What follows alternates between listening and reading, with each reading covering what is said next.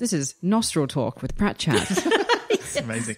This actually, this is, I think someone asked us this question and I About just nostrils?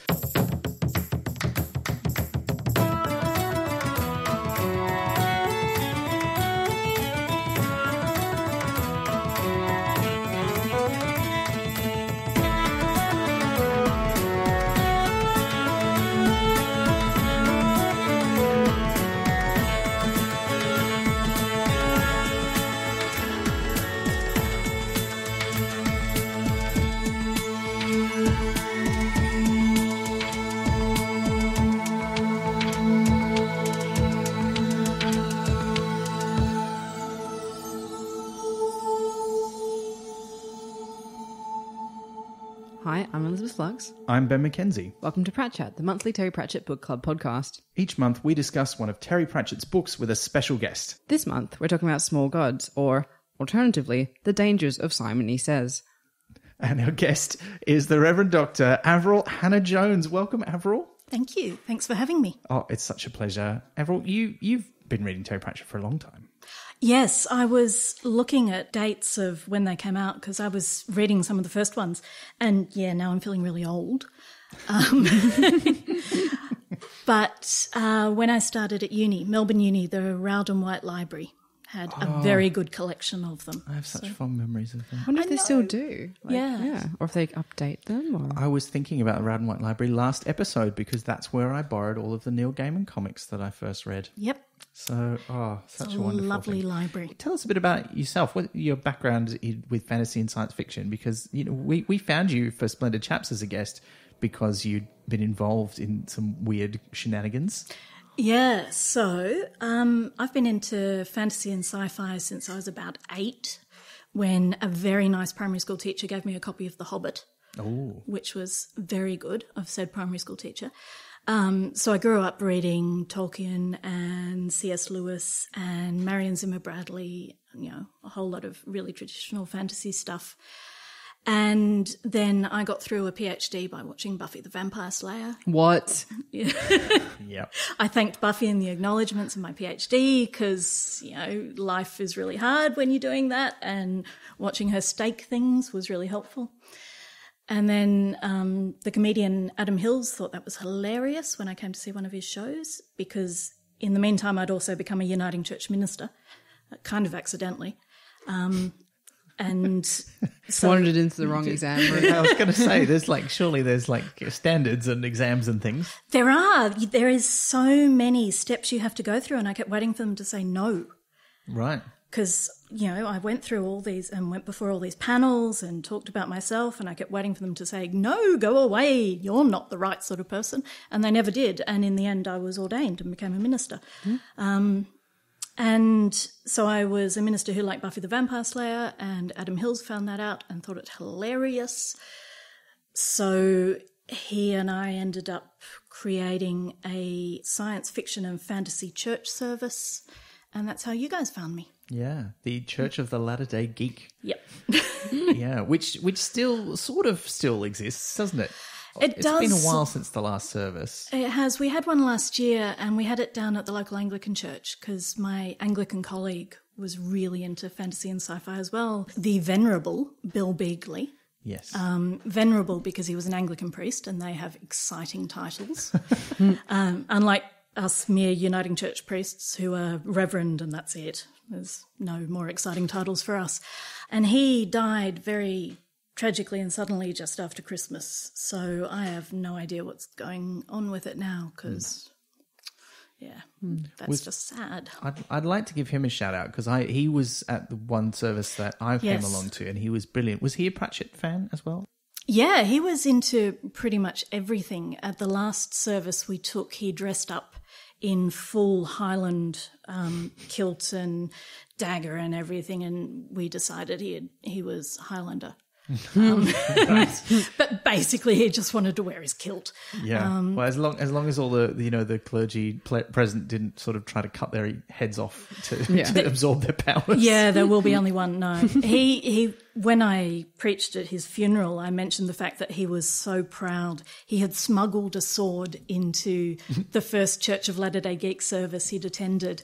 And I had this no weapons rule at my church services, and I didn't notice till afterwards that he had brought a sword in, and he was very proud of himself. Is it like common to have a no weapons rule? At churches? Yeah. It usually goes without saying, except in America where some churches have a bless your guns service. No. Yeah. To that. Yeah. Let's not think about that. Some of my co-religious are really insane. I'm going to put that away in a corner of my mind. Yeah, forget you heard that. Yeah. It's going to come out of my subconscious somewhere. But Well, before we get onto the book, there's a couple of things we should mention at the top of this episode. This is episode 16 of Pratchett, so we've been going for a while now, but we've recently had quite a surge in listeners. So if this is one of your first episodes, welcome. Thank you. It's lovely to have you.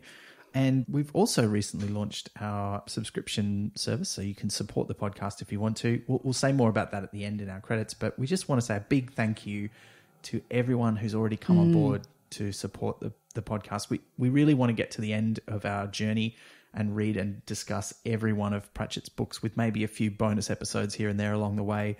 And knowing that you want that to happen as well and that you're willing to help has meant a lot to us.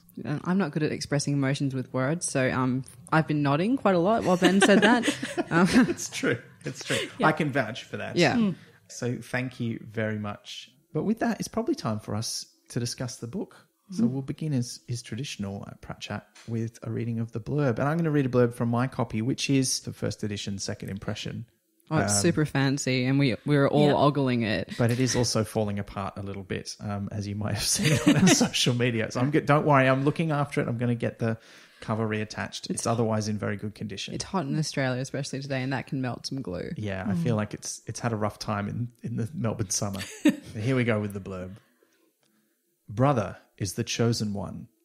His God has spoken to him, admittedly while currently in the shape of a tortoise. Brother is a simple lad. He can't read, he can't write, he's pretty good at growing melons, and his wants are few. He wants to overthrow a huge and corrupt church. He wants to prevent a horrible holy war. He wants to stop the persecution of a philosopher who has dared to suggest that, contrary to the church's dogma, the Discworld really does go through space on the back of an enormous turtle, which is true, but when has that ever mattered? He wants peace and justice and brotherly love.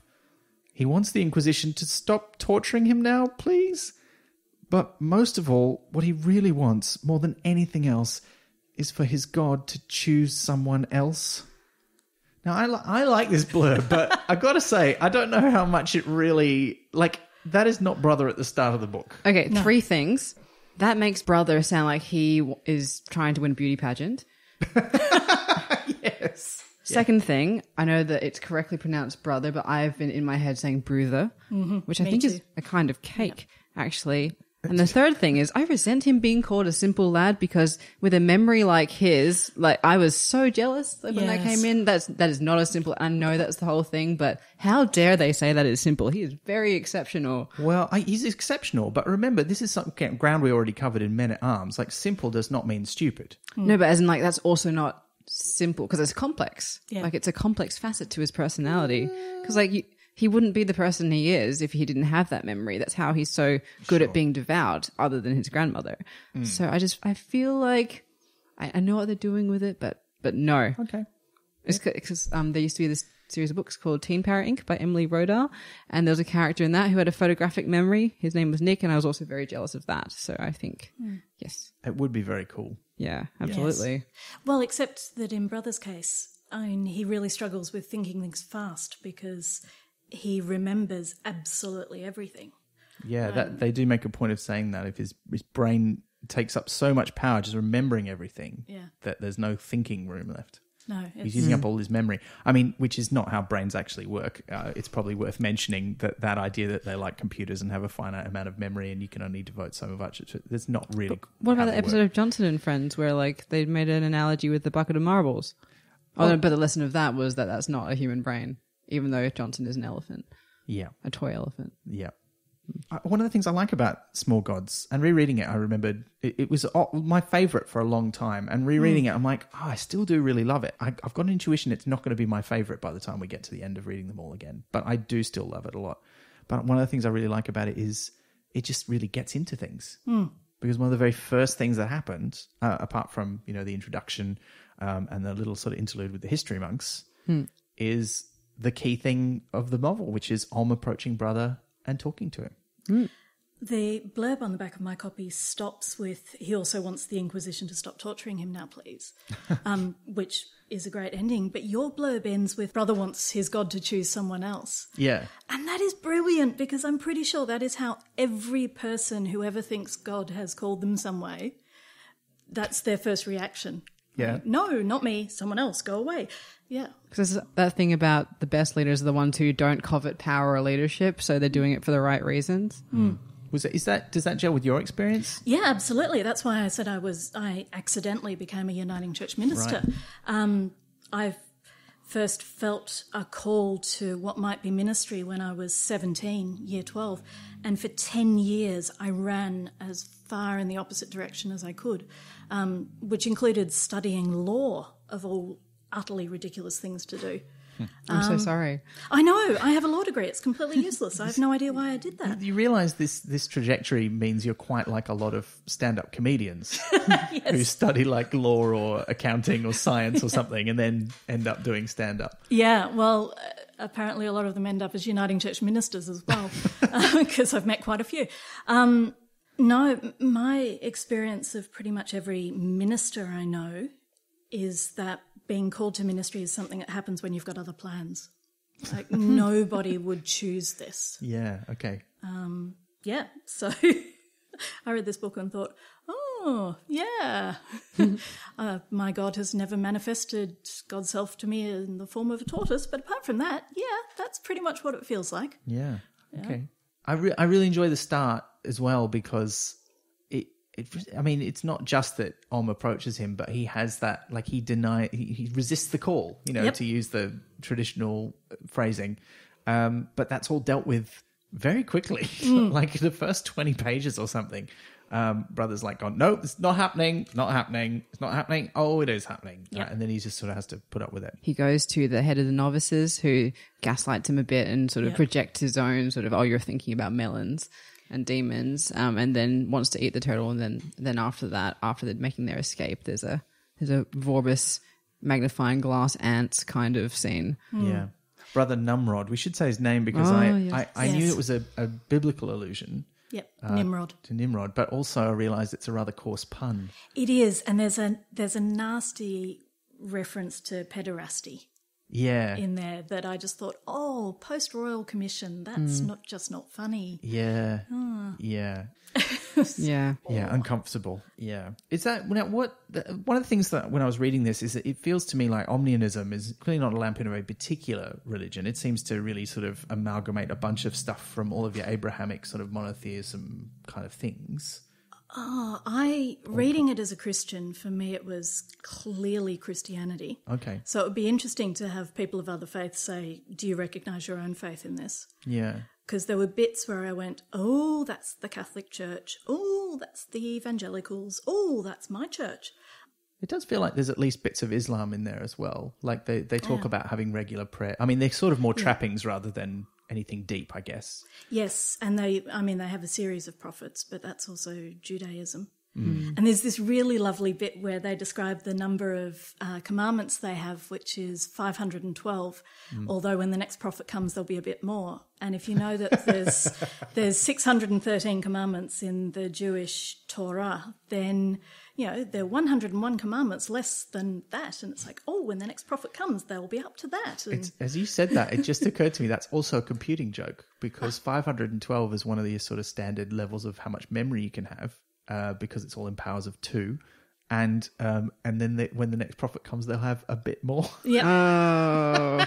Yep. I'm going to giggle about that later. Oh, I thought that was very good. I did not pick that up when reading it. That's fantastic. Yeah. No, I was reading that and going, is that funny for people who don't know there's 613 commandments? Just bite-sized jokes. Yeah.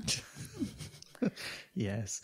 I don't know. What is the what do you feel like the hierarchy most resembles? Because you've got these novices, and then you've got the master of novices, and then you've got like these 50 million levels of different sort of ranks of priests, which does feel like the Catholic Church. I guess. Yeah.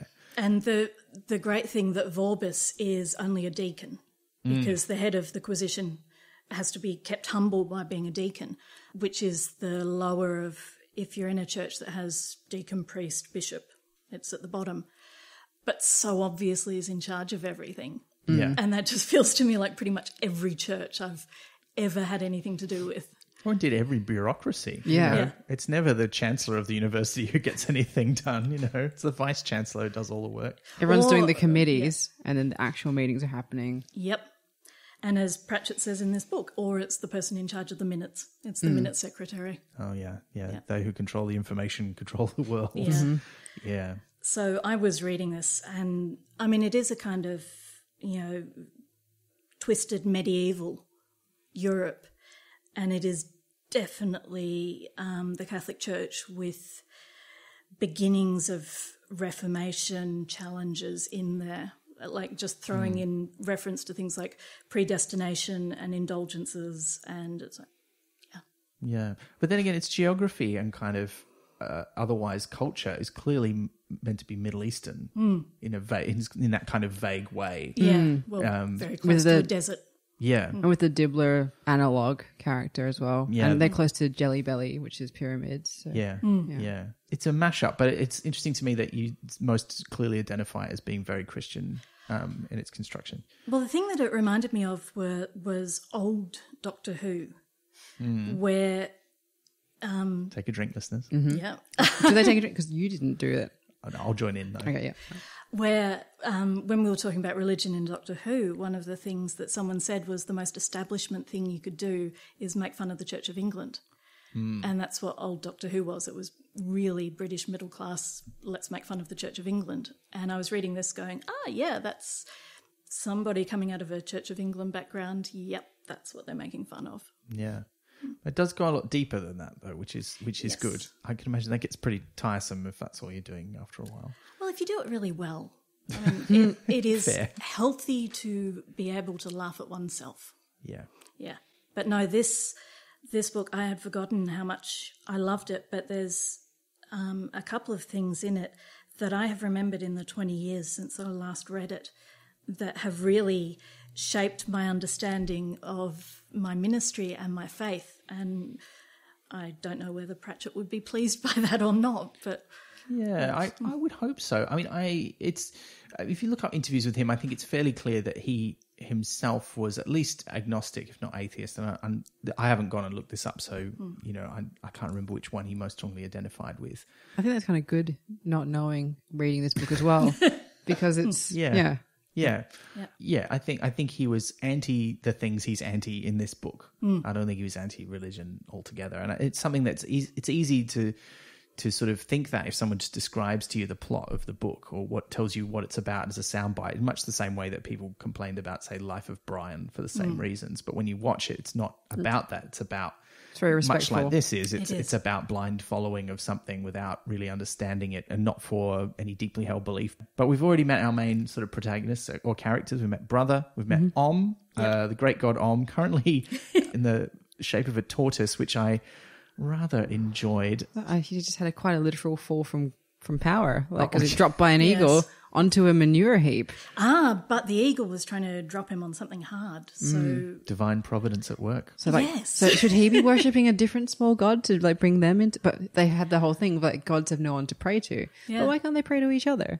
I think their belief Because- doesn't count. yeah, but if they prayed to each other, their belief would make the other god bigger, and obviously they're scared of having a takeover.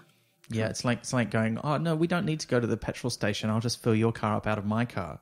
It doesn't work. There's a that way. finite amount of space. Like, Well, I think can't they all just get along and? it's more that we need to work get together. it from somewhere else. It's Yeah. like, what's the biblical phrase? Was it paying? Oh, robbing Peter to pay Paul. Yeah, it's Not like- biblical. No, not biblical. No. Really? Oh, there you go. I always thought it was. Like it references the Bible, surely, but it's not. Yes, in, it yeah. references St. Peter and St. Paul. Right. Okay, but Yeah. Obviously, but sorry. nobody stole from one to pay the other. I would need to look up where that comes from. I mean, it's probably something It's David around Astor when you church need him. building. Yeah. Yeah. We'll ask him on We'll Twitter. tweet him. Yeah. Yeah. But look, yeah. So, and we've met Vorbis, who we've mentioned as head of the Quisition. Now, they keep talking about the Quisition and that Yep. there are inquisitors This is- and exquisitors, and I kept I had a memory that there was an explicit joke about that somewhere, but I didn't see one. It was just sort of all implied, which I really liked, actually. I was like, I don't need that explained to me. I get it. That's cool. Because the Inquisitors are just the guys who show up to work cheerily, stamp in, do their torture, go back out, have dinner with their family. It's just an honest day's work. Which is, I mean, that is a great quote. Really soon in the beginning, and it's one of the most terrifying things.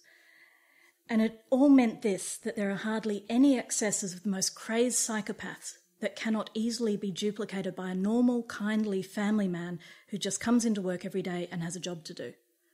Because it's so true, so terrifying. It is. I wrote Nazis in the margin. Yeah. Like, Oh, yeah. And not just that. I mean, like, you know, we have that in Australia. We do. Right now. We have people It's our working on refugee Manus policy Nauru and and Things become normal so quickly Yeah. that you just stop seeing it as an issue. And it's terrifying. And it's easy to look at that at the far end of the extreme, fascism and the stuff that happens in this book with people torturing people. But, it doesn't have to go that far. One of the things that stops us from questioning our own behaviour and realising the things we do that are harmful is when we have that idea in our head that, I'm not like that, or I could never be one of those people. Yep. And that is one of the ideas that stops you from that self-examination. And I know I've had that about things in my own life. And this is the extreme version of that. Yeah. Avenue Q has that great song, Everyone's a little bit bit racist. Yeah. And like, it's all satire and stuff, but it's so true because we compare ourselves to others. We're like, oh, well, I'm better than that group. Yeah. Which stops self-interrogation, which I think is harmful to overall growth. It's why we now talk about, or things like white privilege are talked about. It's not about you as an individual and what you do. There's this entire social structure from which you're benefiting. So consider Quietly. that. Yeah. Yeah. Yeah. But look, these two people come together, Vorbis and Brutha, because Vorbis discovers or hears stories of Brutha's incredible memory and has him sent for. And being sent for by the Quisition is not something anybody wishes. But he goes there, he's asked to sort of remember the things that he saw in the antechamber where he was waiting, and he remembers them in excruciating detail. And they play the tray game that you play at birthday parties, and I love that. Like, did you ever play that? Yeah. Kim's game. Yeah, so they bring out a tray of stuff, and there's like usually 12 things on it. They show it to you for like 30 seconds. They cover it or take it away, and then you have to write down all the things you remember from the tray. And it's very rare to get like even half. So I love that they work that in to like this scary committee meeting test. Yeah. Oh wow. See, I'd never heard of that. So that When's your reference was birthday? totally We're gonna lost play on me. Oh, it's not far away. It's about you 2 never a episodes cub? time. No, I That's, was not. Yeah, I did it as a I brownie. was in a youth group for a while though, so I feel like they should have, Don't you worry, your they time will should have- come. but they didn't. That's all right. Yeah. We just sang covers of Beatles songs. It was good. But okay, yeah, wow. But it's I love that how far it goes down the detail route where he doesn't just remember all the things that were on it, but he like remembers how many coins there were, and they ask him what kind of coins they were, and he doesn't know what all of them are, but he knows more of them than they think he should. And I think it also serves a really interesting purpose in really showing us how oppressive this regime is, because, you know, they question, or how do you know what this coin is from outside? He's like, oh, I might have seen one when I was a kid. You know, sometimes people pay for things when they're pilgrims or whatever. And he has to have an excuse or a reason to know that, to let himself off the hook. I was surprised though, because they go from this interaction to him being invited to go to Ephebe with them, and Brutha immediately sort of goes, oh, Vorbis, he's my friend. He's a good guy. Like, he sort of, like, he changes his mind later, but like, I was surprised because that didn't seem like the natural progression. I don't think it was he's my friend. It was he is a person of authority in the church, and therefore, because I believe absolutely everything the church has ever told me, I believe that he must be a good guy. So it's just blind faith coming through. And it's also like, I had to remind myself towards the end of the book that at the start of the book, Brutha's perfectly okay. Like, he's never questioned all the torture and the horrible things that they do. Like, he talks about how, you know, they have the massive metal bull where they burn things, and Om's like, well, like, and he's like clearly insinuated that Om thinks it's people in there, and it's not people in there, it's like books, but still they do burn people, it's just somewhere else. And he's on board with that. Like, he's not on board with that. Yeah. Sorry. But he's not actively participating in it. I think if they'd asked him to, he would have done it at that stage, though. Wouldn't have questioned it, for sure, yeah. And he has to squash himself from saying the rote lines when they get onto the boat later. Because he's starting to think, but he still has the urge to... Yeah. Because Brother actually argues back to Om when Om's saying torturing people wasn't actually what Om was on about. And Brother says, but it doesn't matter, what happens to us in this life is not really real. You know, there may be a little pain, but that doesn't matter, not if it ensures less time in the hells after death. I mean, he has completely drunk the Kool-Aid on this. Yeah, it's true. Look, the other thing that we should mention is established quite early is the fact that there's this heresy going around in Omnia about the turtle. And I have always loved this so much that, you know, in no other world would there be the equivalent of Galileo's heliocentric model being heresy. And it's about a turtle and a flat world. Yeah. Well, all the water would drop off the bottom if it was a sphere. Yes. Yeah. Well, I love that the Omnians believe this, or they've concocted this story. Who knows where it's come from, because it clearly hasn't come from Om. And it also, you know, it's like, why? Why do you believe this? Because they never quite explain what the point of that is. Well, there is no point. It's round.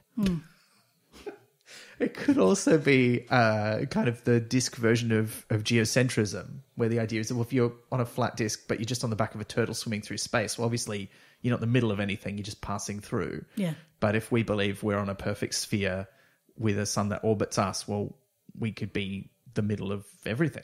I mean, you never really find that out. It's not really that important to the story, but it was interesting to me, like, where does that come from?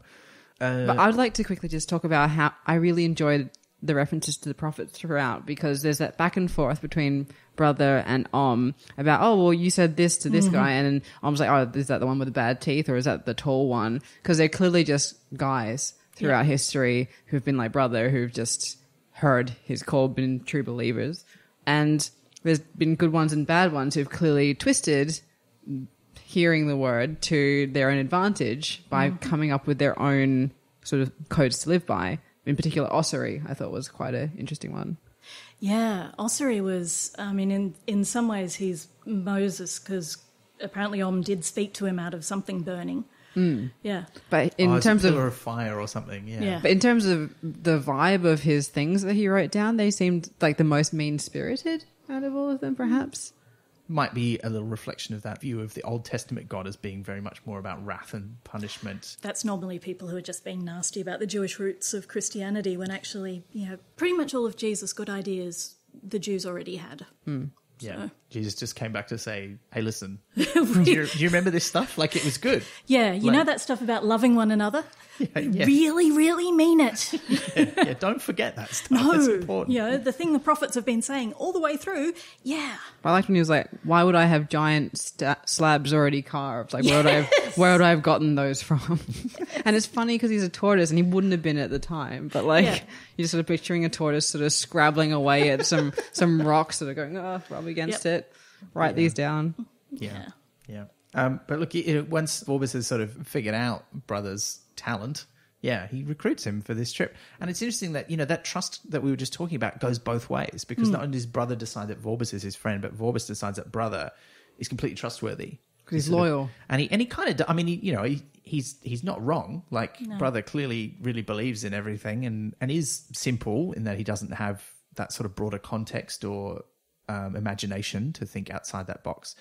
But also we know that one of the people who was supposed to be going along to this mission to Ephebe to complain to them about the fact that they supposedly killed one of their missionaries is one of the members of the Turtle conspiracy and is found out by Vorbis at the last sort of minute, just as he's getting drunk and is thinking, I should just kill him. Which a lot of people think in this book. Again and again, people think the solution is to kill Vorbis, and various people say maybe that's not a great idea, mostly Brother actually, and then the solution at the end seems to be to kill Vorbis, but you've got to do it the right way at the right time for the purposes of the narrative.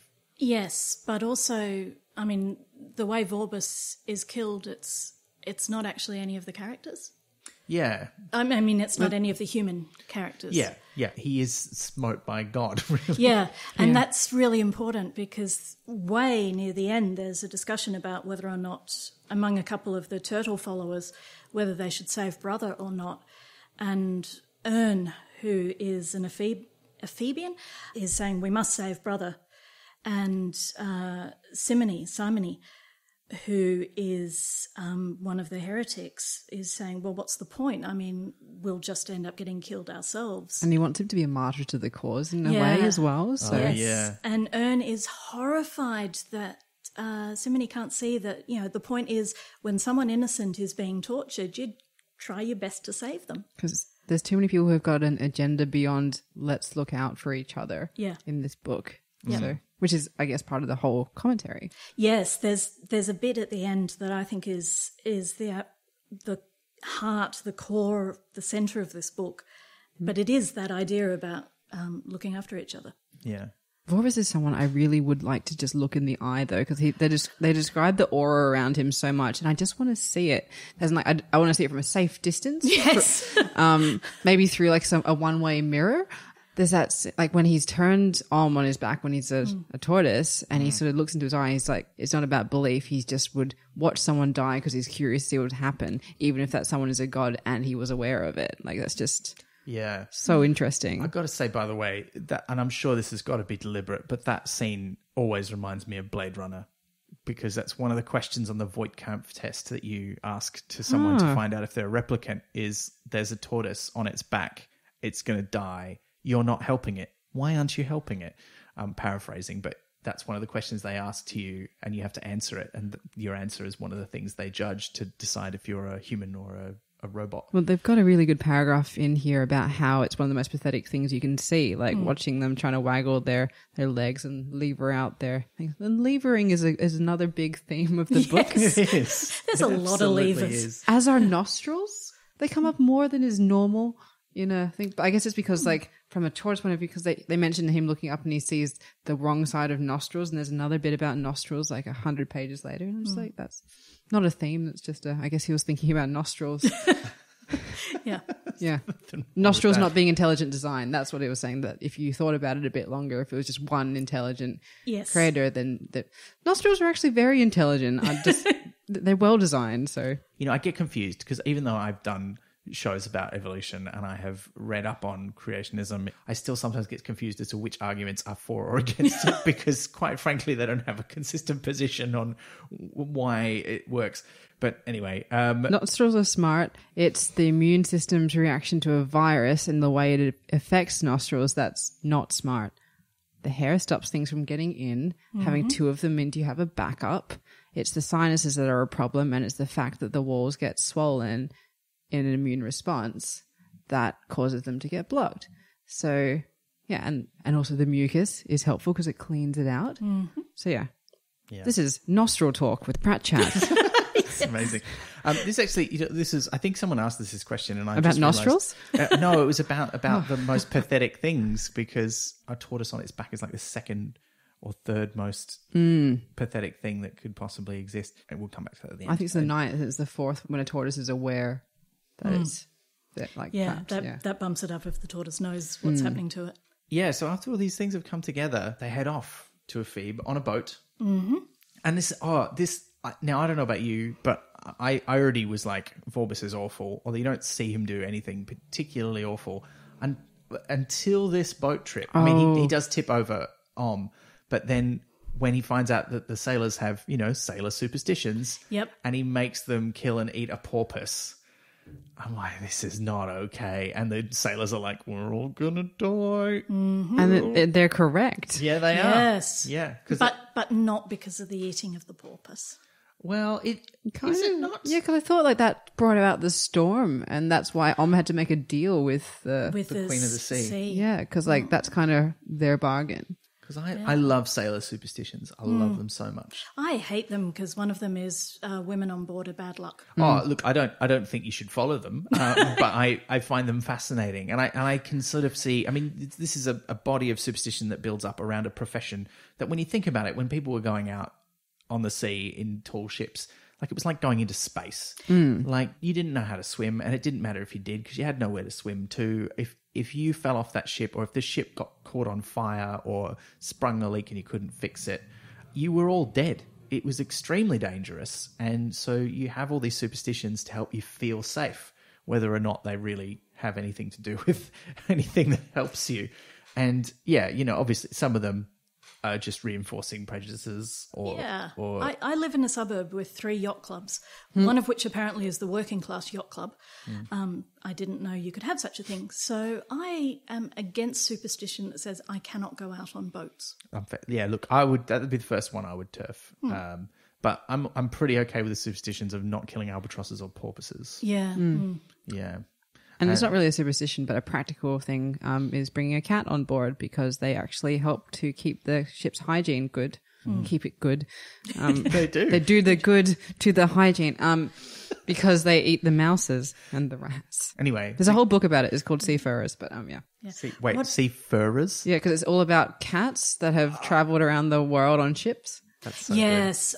So Trim Yes, has circumnavigated Flinders. Australia, but James Cook never did. Yeah. So where is the statue to Trim? Actually, I think he has one.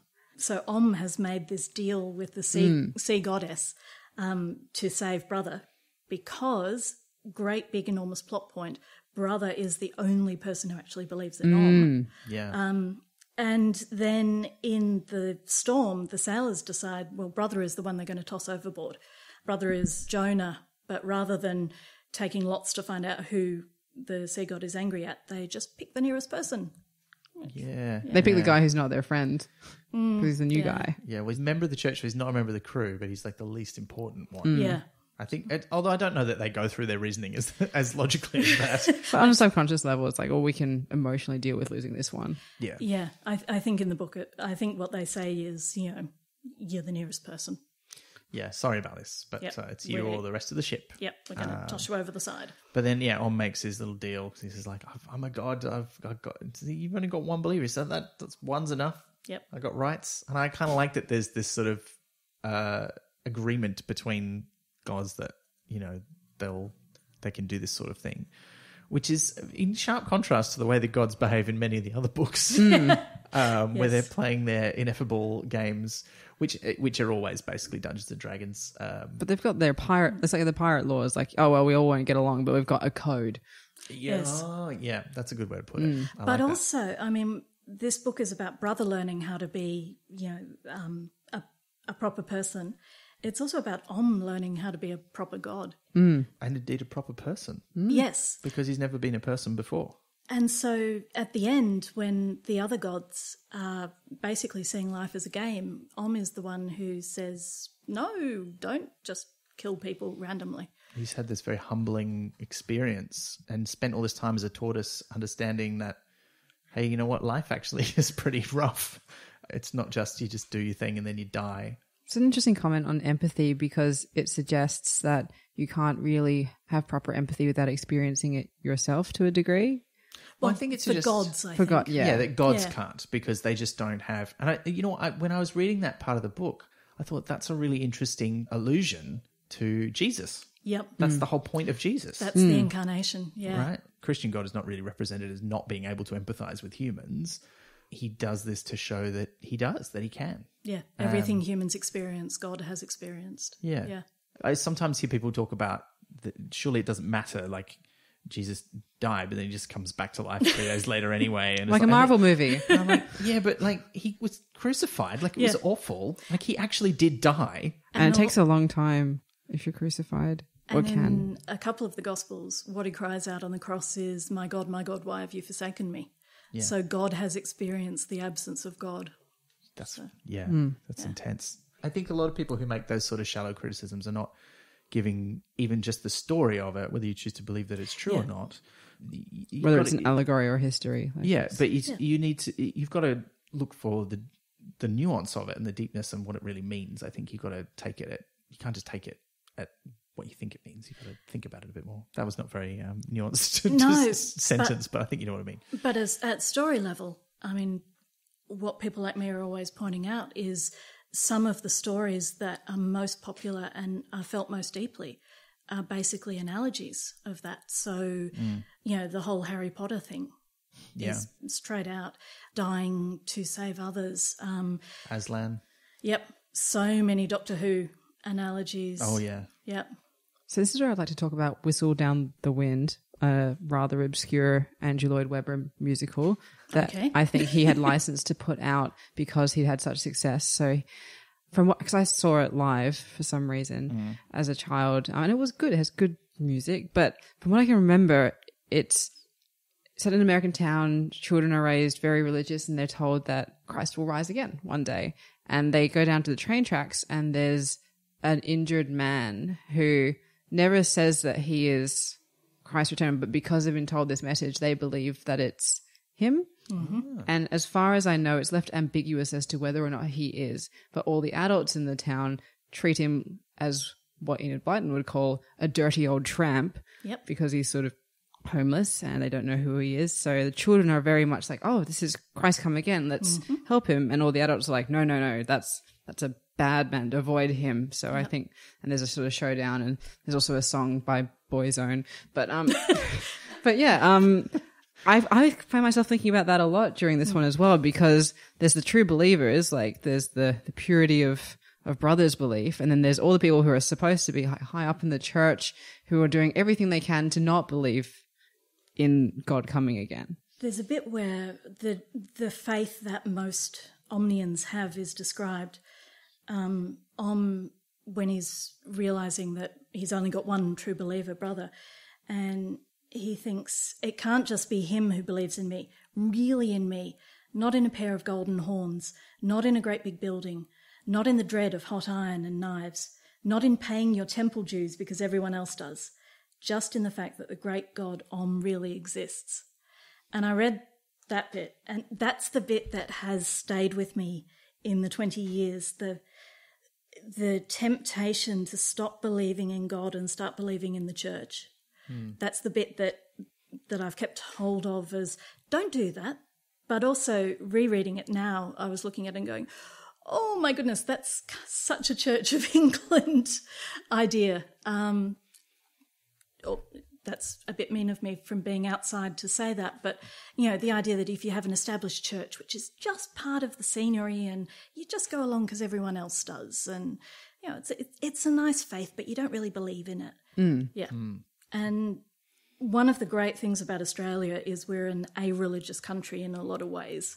We don't have an established religion, and I am appalled when anyone talks about Australia as a Christian country. Firstly, because it rejects anyone who's not Christian, but secondly, because it's really bad for Christians if they become part of the power, because then you start worshipping that rather than Jesus. Yeah, so you start to assume that, you know, your beliefs are right. You don't have to question them anymore because it's part of the country. It's part of the institution.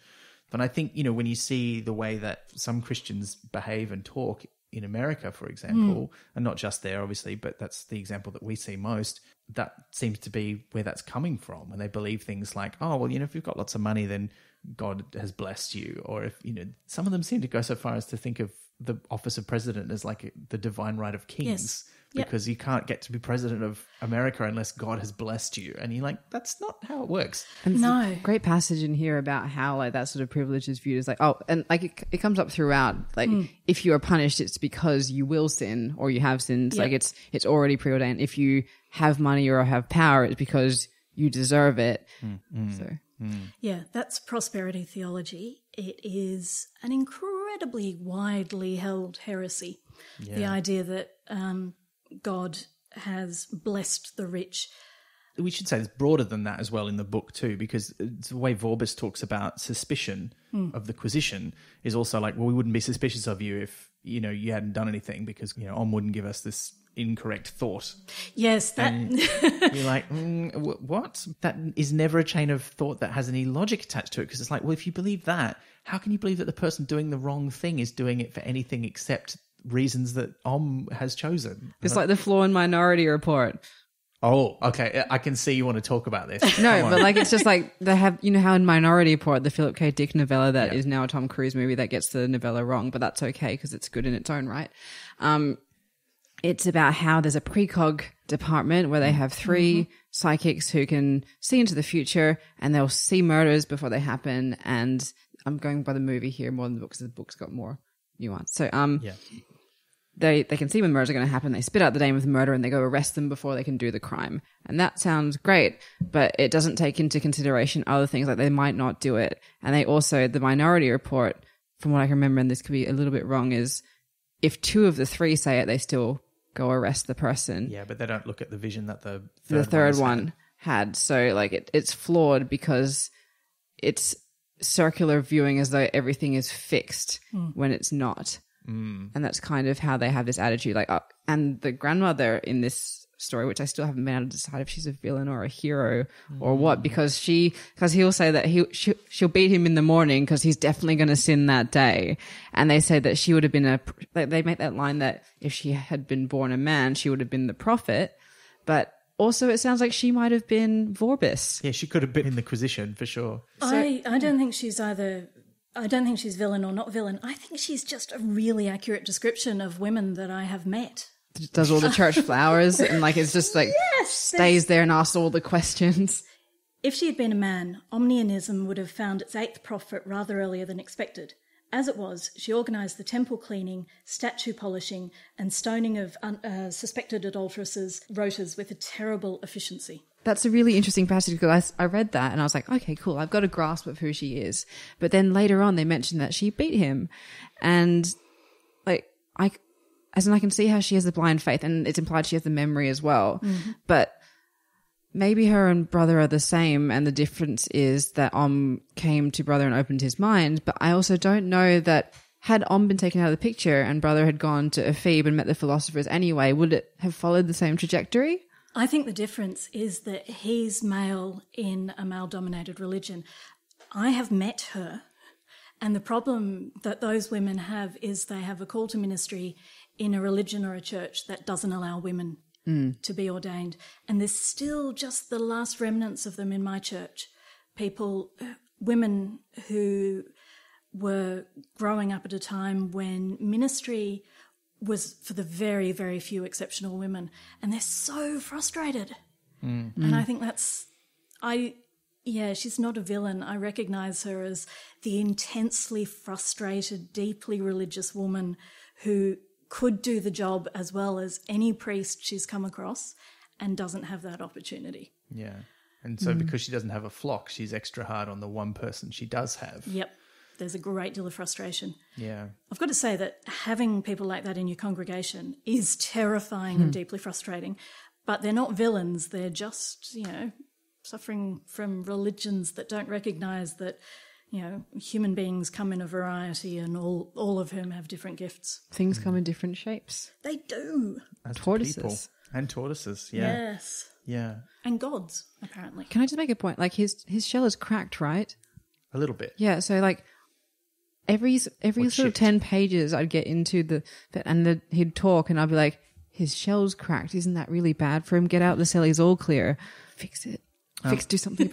Knit him a little sweater. Just don't let the rain into his little tortoise body. It would be bad news. I do just want to say on the subject of Brother's grandmother, though, that the description of her is not a million miles away from the description of Mrs. Cake and the way that she sort of takes over various religious organisations. Mm-hmm. But they're portrayed as very different. Like she's sort of got this, she does have that ruthless efficiency, but she never is awful to anyone. It's a different take on a similar idea. But I really like where you sort of took that. And being awful is like the norm in the Citadel, like because like around them, people are being tortured all the time. That's normal. So I suspect it'd be hard to not absorb some of that. But he didn't grow up in the Citadel. Like he grew up outside from like because he seems to have grown up in like a little town that's part of Omnia and then gone to the Citadel. But the Quisitors would come to your town, and that would be like a normal thing, wouldn't it? There's a terrifying description of an image, and it says, you could tell that it was about religion because people were killing each other. It's not murder if you do it for God. And it's like, well, if that's your underlying belief system, then everyone's going to be a little bit screwed up. Yeah. And sadly, we've seen throughout history that that's true. Yeah, some people do believe that. Yep. It's not good. No. But look, we need to get to Ephebe because some really important stuff in the plot happens there. Just the philosophers, and he just changes his mind and it just sets the book off in a whole different direction. There's a library Yay! For a while. Saves the world. And we've been to Ephebe before in Pyramids when we travelled there from Jelly Baby. I've met Zeno before. We have. We touched on this a little bit in the episode about Pyramids, but that's what makes people wonder when Pyramids is set and also when this book is set, because Brother lives for like 100 years at the end of the book. Spoiler alert. And they renew the church. You know, it has a big change. And that is the version of the church that we know from the more recent Watch novels, when you have Constable Washpot or Constable, approach the infidel with explanatory pamphlets or whatever. Like, they're Omnians, but they're from the more reformed, gentler, persuasive kind of Omnianism. Yes. So that, which puts this book, like the first part of it, like a century in the past of the Discworld. But then Zeno's in it, and so is Ibid, and so then also Pyramids is all about time being completely screwed up. So it could be any time. You decide, listener, how you want it to work, and that is correct for you. And we've got Lucy, the time wandering in and out of this. So like, it's just monk, yeah. Also, I mean, philosophers would obviously live a very long time because they have a nice sedentary profession. That's true. Yeah, like prophets. And Didactylos seems pretty old. Yeah. Yes. But yeah, we meet, first of all, the Omnians are escorted into the palace of Ephebe. And they walk through a very civilized town when they're expecting a lot of like brutality, and just the propaganda machine's gotten to them. Yeah, you know, it's like fascism 101. Tell your population that everyone else is awful. Yeah. Make them believe that they're the best, and give them spurious reasons to believe why they're better than everyone else. Like, it's something that gets exploited in certain kinds of congregation where, you know, the message to the people in the room is you are better than everyone else. You know, and I'm talking about this kind of religions where they're like, well, you know, only this many people will ever go to heaven, and we are those chosen people. Yep. That is not a healthy way to think about yourself, that you are better than everybody else. Everybody else throughout history got it wrong until our tiny little congregation. If you just told it often enough, you don't have to have a reason. You know, if the reason is God thinks you're special, if you want to believe that enough, you won't question it, because like, you don't question. Because we've got the gourd. Yeah. Yeah. So I don't know. But it's there's that about Omnianism as well. And so when they come to Ephebe, and then all barbarians like killing each other and, you know, stoning each other in the street. I mean, they do get drunk and have a fight in a pub. Yes. It's the philosophers in the pub being that drunk. Wonderful description of pub fights where, you know, two guys being held back by their friends, and the last thing you want is your friends to actually let go of you, because then you might have to fight. Oh, that was so good. Yeah. Yeah. He does write a good pub brawl. Oh, yep. But I mean, we're getting a bit ahead of ourselves. We've got to mention the labyrinth that they have to get into the palace. There's a labyrinth that only 6 people know the way through, and each of them don't know all the way through. They only know 1/6 of the way through. So you have to be shown, and then you ring a little bell and you wait at a little safe zone, and then the next person. And it's not just a labyrinth that you can get lost in. It's got traps in it. I mean, this is Dungeons and Dragons all over. If only someone had a really good memory in this book. Now we know why Vorbis has brought Brother. I'd forgotten that, and I was like, this is cool. Yeah. This is so cool. And when they're leading him through, he's like, I don't know why they've bothered with all this secrecy. Like, I could just walk out of here at any time. Which he does, that evening. Yes. Yeah. And just sort of the way that the version of Greek democracy that is presented here is so great. They call him the tyrant, and largely drawn from real Greek and even a little bit of Roman history. Which gives it the best footnote in the book. When they're talking about Greek democracy, and the Ephebians believe that every man should have the vote. And then the footnote is, provided he wasn't poor, foreign, nor disqualified by reason of being mad, frivolous, or a woman. Yeah. This is like a point that he likes to make. Like, I feel like I've read this in a different book. I can't remember which one. It can never be made often enough. That's a great point. Every book should have it. Well, it contrasts with the patrician who believed in one man, one vote, but he was the man and he had the vote. As long as it's that patrician, I'm happy for him to do that. Yeah. Because he seems to be in it for the right reasons. I know, but as you discussed, you know, what's the succession plan? Yeah. I had not pondered that till I listened to that episode of the podcast. Yeah, I just hope he lives forever. In our minds, he will. Veterinary, yeah. He has to. But I also like the fact that they call the leader the tyrant, And there's that whole point that they make that they elect someone just like themselves to be leader. But then they call them the tyrant. So it's like no one should want this job. As a side point, in Game of Thrones, the Tyrells, their name sounds most like tyrant, but they're the least tyrant-like family. This is a side point. I thought that's interesting because they're the Roses one with the nice attitudes and the good grandma. I don't know. Lannister also sounds like the kind of name of someone who would run your like local corner store. Whereas Stark always seemed a bit like would punch you at the pub. Yeah, they're from the north. Yeah. That's the stereotype, isn't it? Yeah. Yeah, Tyrell sounds like it could be a tyrant illusion, but it's not. No, it's not. But we do have a tyrant. The tyrant is not too pleased. I really like the way that he faces down Vorbis and is like, that's not what happened. We're better than you. We burned down your ships. We beat you. Now you're going to sign this peace treaty and we're all going to go home and it's going to be fine. And Vorbis is like outraged. And there's always that. I mean, it's one of the scenes where I was reminded that Vorbis really believes in this stuff. Like, he's not a scheming manipulator in the sense that he's using the church for his own ends. He just really believes this is what should happen. But he believes in the structure of the church, not in what the church is about, which is the opposite of brother, isn't it? Yeah. Because he's like, the truth doesn't matter. What matters is the structure and that the building remains intact. He truly believes that what he thinks is right and what he thinks of as Omnianism is correct. And this is his way of dealing with the fact that the actual outside world does not match up to his internal picture of what it should be. And I think that makes him even more terrifying than if he was venal and just doing this for power. Yeah. Because I think if you believe that you know the absolute truth without any spirit of humility, then yeah, you are fine with killing people. You are fine with torturing people to get them to see the light. You are fine with burning witches because, you're saving their soul by killing their body. This is scary stuff. Yeah. And look, again, this is a book written in 1992. The phrase fake news appears nowhere in it, but it's clearly, this is the same thing that we're talking about, or close to it. Yes, that's possibly because religion invented it before politicians took it over. Yeah. Oh, it's depressing. It really is. But look, Vorbis gets Brother to lead him out of the labyrinth after Brother has already been out to try and find some philosophers and learn about gods.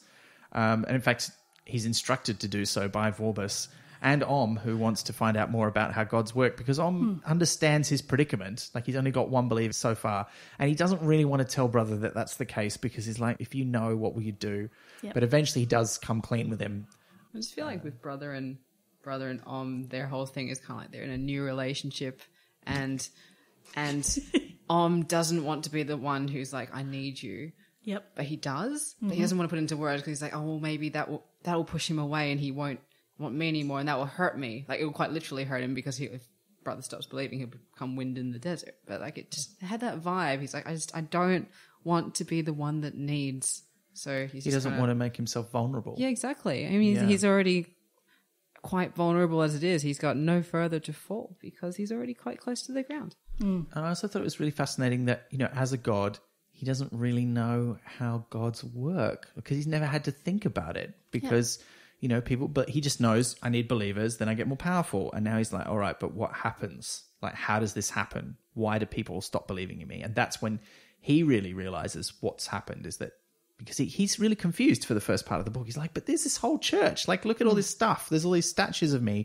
Why don't these people believe in me? And now when he reads the scroll, he realizes, oh, they've kind of forgotten. But also we get to meet Didactylos. 2 fingers. I know. And it's, I quite enjoyed how, Pratchett is not shy of reusing a joke when he likes it. We recently covered The Colour of Magic, where a surprisingly similar blind philosopher who can design things, named Dactylos was there. But yeah, I thought Didactylos was hilarious. Duophalange doesn't sound the same. No. Oh, the poor guy. I mean, he doesn't expect anyone to actually believe in the turtle. No, he's just writing about scientific facts. Yeah. And that he's, Simony wants him to start a revolution. And And he's very aware, like, he's the kind of philosopher who understands how wrong and dangerous that would be. And so he just can't do it. And I really felt for him too in that moment when that happens. There's a great description of he was speaking in philosophy, but they were listening in gibberish. Yeah. Yeah. I do actually, when we first meet Didactylos and his nephew Ern, I really enjoyed the way that they're talking about philosophies as though they're like knickknacks in a corner store. And it had a real kind of Steptoe and Son kind of, I don't know, open all hours kind of, we're just storekeepers here kind of vibe to it, which I really liked that. It was very Python-esque.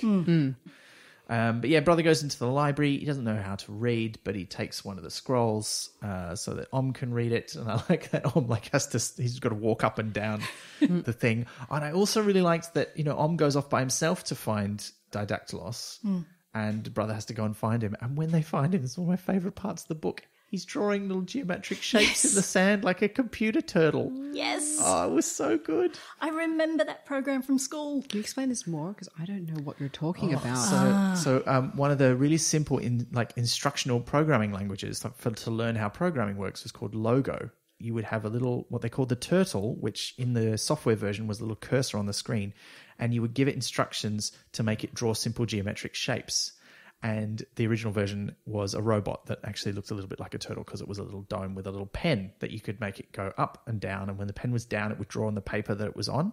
And when the pen was up, it would stop drawing. It was one of the first ways that a lot of people, certainly people who are now in their 30s or 40s, learned how to write computer programs. So that scene is not just cute, it has historical relevance. It does, for those of us who are now middle-aged.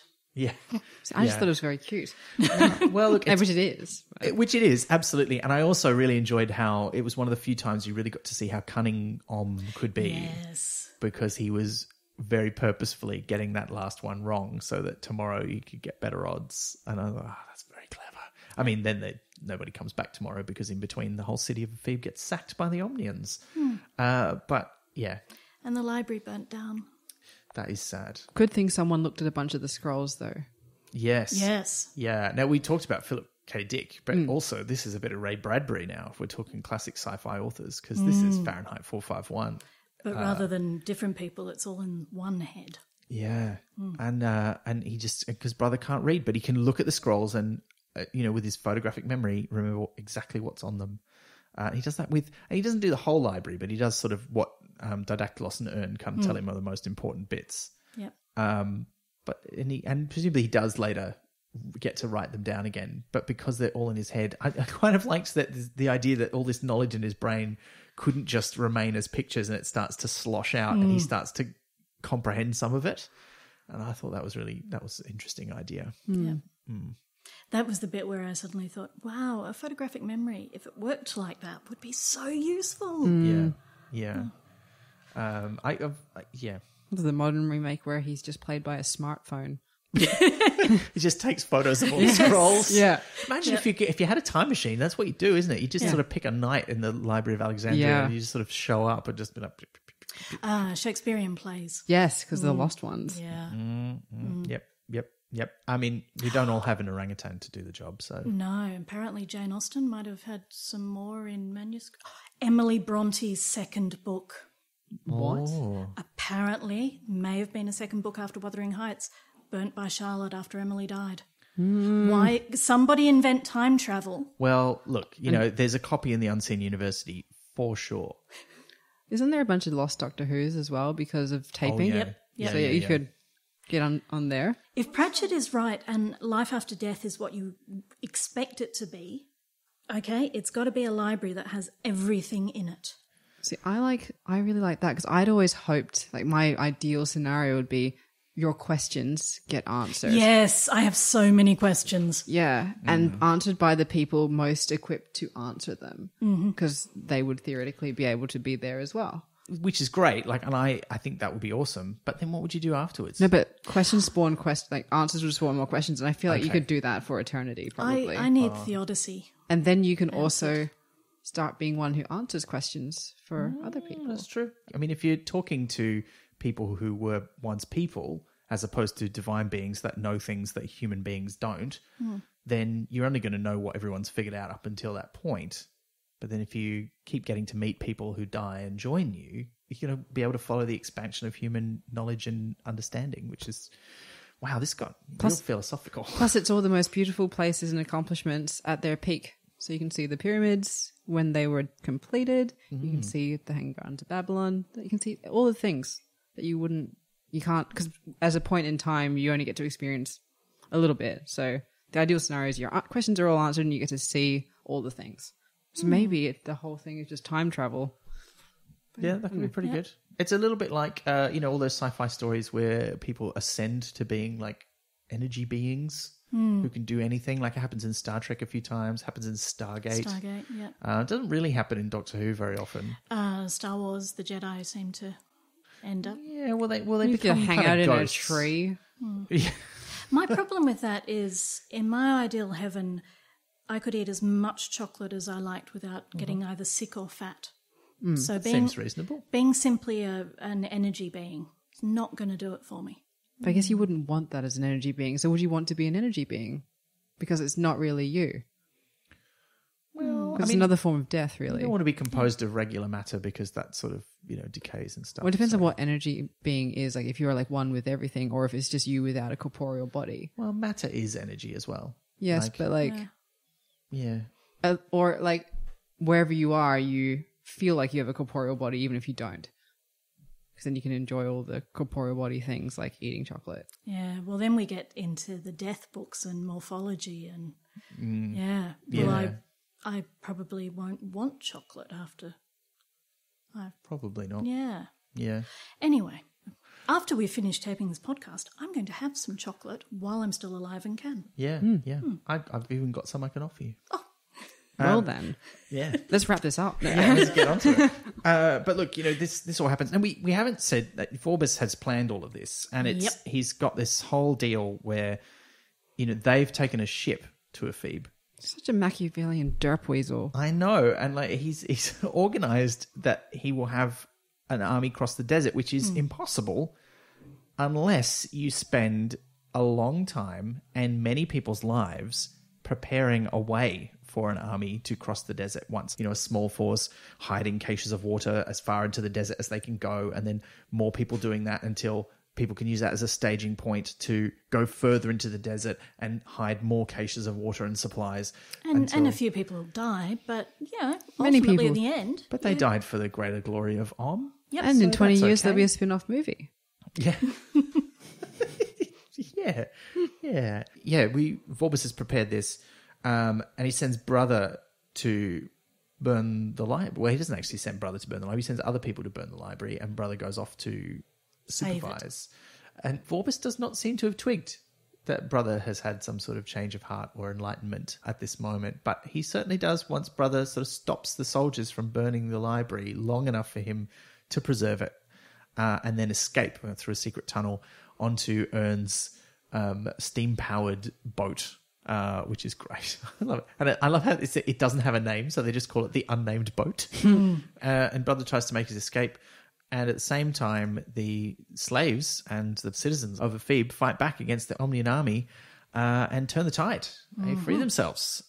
Also, the deal that Om made back at the start, earlier in the book, comes back to bite him because now it's time for a ship to be drowned. What a bad time for that to happen. Yes. He would have thought of that more earlier. Yeah. And I do kind of love that Om tells Brother to leap out of the ship so he doesn't get drowned with the ship. But then the Queen of the Sea notices the big Omnian ship and goes, I'm going to have much more fun drowning that instead.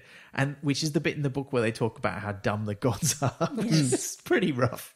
And she just sort of gets distracted like a dog that sees a bigger ball. It's just like, oh, I want that one. And he gets shipwrecked or washed up on shore. And so does Vorbis. And they're at the edge of the desert. Om is there as well. And Brother decides he's going to take Vorbis with him, even though Vorbis does not wake up. So I've forgotten about this bit. When does Vorbis find out about Om? He doesn't. Doesn't he? He never finds out about Om. I don't think Brother even ever tries to tell him. The only thing Brother says to him is, Om didn't speak to you in the desert. He tells him he knows what happened, but he doesn't say, Om spoke to me. Although there's some suggestion, because Brother speaks in his sleep, that maybe that's part of it. But also I think what he's saying in his sleep is some of the books that are still in his brain. It's not, So it's hard to hide a turtle, though. But Vorbis does know that he didn't burn the books, or he didn't die in the fire and was working with agents of the Turtle Heresy. So, yeah. Which is why keeps telling Brother all the way through the desert to kill Vorbis. Yeah. And gives the commandment, do unto others before they do unto you. Yeah.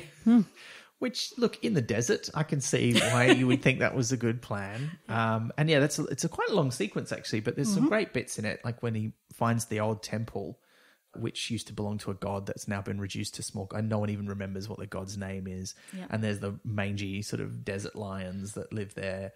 And then he meets Ungulant. St. Ungulant. Yeah, how can I forget that? The priest of small gods. And it's interesting that, it talks about him as though everybody knows who he is. But then it's quite clear that nobody's met him or seen him for a long time. And also he's from Omnia. He's an Omnian. Yep. And they talk about how the Omnian traditions, they prefer those sorts of people to get as far away from the Citadel as possible. Absolutely. Which seems a bit weird because surely they'd be putting people like that to death. I don't know. Oh, no. I mean, if he's a religious fanatic, but he's a fanatic of the right religion, you just want to let him go and do his thing in the desert, far away from you. Oh, I guess so. Yeah, because probably technically the rules don't allow you to kill him. You'd have to make up a heresy. Yeah. So he falls through the loopholes. And you don't need to, the easiest way of getting rid of them is just to say, yep, you go out into the desert and spend your time on a pole. Yeah. We're sending you on exchange. Yes. And he was useful for advising Brother how to get some actual water. Yes. Even though he doesn't do it very often himself because he's given all these visions of sumptuous feasts by the small gods, which are not real, of course. And one of my favourite things in the book is where he's about to be eaten by the desert lion after Brother and Vorbis leave. And then his imaginary friend that he's been talking to this whole time saves him from the lion. brains the lion with a rock. Good. Yes. How did this happen? Yeah. It's amazing. But apart from that, what you've got a really traditional temptation in the desert. You've got a 40 days in the wilderness thing in which Brother is being tempted. He gets pretty much, the small gods are tempting him with the traditional power, wealth, food. It's absolutely, that bit is, just standard hagiography. But he's got his God with him, fending them off. Yes. Saying, no, he's mine, get away from him. Which is actually what the saints go through as well. Like, they're protected by their faith in God. Oh, yeah. It's just usually not in the form of a small tortoise. Of a small tortoise, yeah. Angry tortoise who keeps doing ineffectual curses. Yeah. And that's not long after that when Vorbis finally wakes up. He's been in this kind of weird stupor where he's conscious, or at least he's not unconscious, but he's not he's like almost like he's in a coma of some sort. So poor Brother is dragging him through the desert. Yeah, because he feels like putting him on trial, which is an idea that Simone's put in his head. But he feels like that's probably the only way to change things. If he's dead, what process does it go through? But, Nuremberg trials. You need something. But then, Vorbis wakes up and grabs a tortoise out of the bushes, which he thinks is but it's not. It's another tortoise, and kills it. Basically, it's awful. Throws it into the rocks. Yes, where it doesn't die immediately. It gets eaten by an eagle, and we kind of cut to after he's hit Brother over the head with a rock. He arrives in Omnia on a donkey, carrying Brother with him, and claiming that Om has spoken to him in the desert. He is the 8th prophet. Yeah. And Brother, who walked in the desert with him, is now a bishop. Yeah. We're getting quite near the end of the book now, because whilst Brother has been transported across the desert by Vorbis, and Vorbis has announced himself the new prophet and the new Cenobiarch, leader of the Omnian Church. Which makes me wonder what happened to the old one. Yeah. Oh, he just leaves. They do mention him in passing. I think he just sort of gets put out to pasture kind of deal. Benedict situation. Yeah, he's just he's retired now. Because he's just he's described, you only meet him in the book once or twice, but he's I got the impression he's described as a very doddery old man, who doesn't really do anything except go, yes, blessings be upon. He's not really into it. Why now for the power grab? Because he was in charge as deacon, so I'm just trying to unpack his motivation here. Well, I think he believes it. I don't think his plan was to end up as the 8th prophet right now, but I think when he ends up in the desert and crosses the desert, his belief, the way that he thinks is, well, I'm now the prophet. I think it's more that his plan in Ephebe didn't work the way he wanted it to. Yeah. I think he had a plan about Omnia conquering Ephebe, didn't quite work. How's he going to fix this?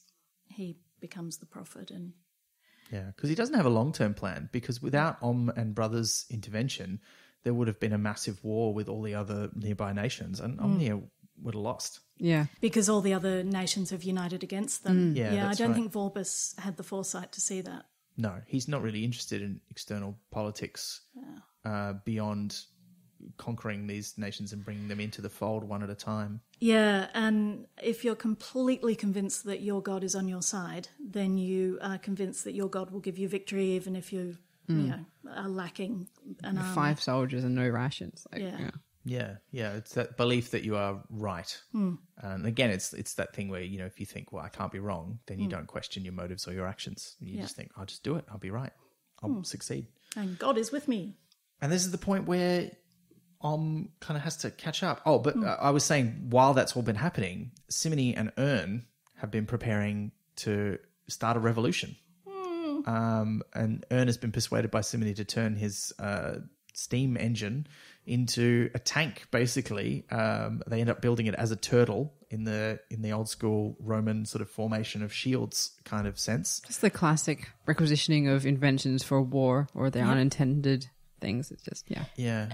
And Ern having no idea. Didactylus sees where this is going to go, and Ern is just, no, I'm making this really cool thing. Surely no one will use it for bad purposes. He's just very shades of... And again, I think this comes back to Terry Pratchett's time working as a journalist covering nuclear power. Like, this is very much shades of the Manhattan Project scientists here, with some of them going, this is not going to be okay, and other ones going, no, it's fine. Like, it's just a deterrent. Like, also it could power the world. Like, it'll be great. And yeah. I discovered that my grandfather, who was an engineer in Britain, some of the work he'd done during World War II had eventually ended up in atomic bombs. Wow. Yeah, and he only mentioned that to me once near the end of his life, and he was horrified. Yeah. And it's like, that can happen. Yeah. But look, they've got their plans. They're getting ready to storm the castle with their steam-powered tortoise tank. But this is where Lucy comes into the picture. He doesn't interfere very much, but he does do a couple of very key important things. One of which is that when Ern is getting sleepy, he's like snuck out of the Citadel and he's in the camp where they're making it, and he's making one of the important levers to control it. And he's falling asleep, and he's like, it's very important that this cools down really slowly. And Lucy just pours cold water on it, just makes it really brittle, so that at the crucial moment it breaks. And apart from, giving one of his bonsai mountains to Brother early on, which we then never see again. Like, I don't think... I thought that was a Chekhov's bonsai mountain. But it's like a part of it. I think it's all part of the extended metaphors of, again, levers and things. Because there's like the man who rushes out in the street and he's talking about levers and he's naked because he's been in the bath. And there's the whole levers of if you're stuck on your back as a turtle, you try and use your head as a lever. And the whole thing is also trying to move mountains, which is what's happening in this book. So it's, I also wanted to see a proper like payoff for the mountain, but I feel like it's part of an underlying thread of just like metaphors, imagery. Yeah. It was nice though. But that's his sort of, one of his main bits of meddling is to do that, which means that the tortoise sort of fails to storm through the gates at the appointed time. And at the end what of a the book, sentence! I know. But at the end of the book, his sort of superior in the monastery, Lucy's. And I love that until we started this podcast, I didn't realize his name was Lucy. Lucy, yeah, it's so good. The sky with diamonds. Yeah. But his superior's like, look, he was supposed to die in a horrible holy war, but that's not what happened. And you're like, oh, and he doesn't seem fazed. So the history monks are basically like, we make history. Like, we don't make it fit to a particular notion of it. We just go and look at it to make it be. More than things. Yeah. Oh, that was quite nice. Subversion of what we thought was going to happen there. What do we think about Om's motivation at this point? Because Brother is going to confront Vorbis. And all this time, Om, who's been left behind in the desert, is making his way very slowly, because he's a tortoise, to prevent Brother doing that. Is that still just because he wants his one follower? I thought maybe by now brother had rubbed off on him as well. I really thought that. And I think that's why when grabs the eagle and he manages to get himself in the citadel and dropped right onto Vorbis' head and kills him, which is an allusion to another story. And there's a surge of belief because that's such a what, that couldn't possibly happen except by divine and everyone believes in him again and he gets his full power back. And he's such a jerk. And I'm like, wait a minute, what happened to all the humanity you just learned, Like power corrupts. Yeah, but instantly when you're a god, apparently. But also, I guess he's not totally to blame for that because the way that it works on the Discworld is that not only does belief fuel the gods, but it also shapes them. And all these people suddenly believe in but they believe in clearly a version of that's much closer to what has been taught to them this whole time that they haven't been believing in him. So I guess that's possibly where it comes from. But I still found that really hard because you'd seen this sort of softening and this humanization of as he learns, through this humbling experience of being a tortoise and being with Brother to think a bit more like a human being, just as Brother's thinking a bit more like a god or a prophet. And then he turns back into full-on god and he's a jerk. Except he argues with the other gods. Oh yeah, that's when he redeems himself. Yeah. But when he first appears, and he's giving he's doing his dialogue, which is got chapter numbers on it, which I thought was great. That was a really nice touch. He just seems like a jerk. But I have a theory. So we haven't properly explained it, I think, but the idea is that small gods just exist around the place and they can suddenly surge into power and being if they suddenly have belief in them through usually sheer luck.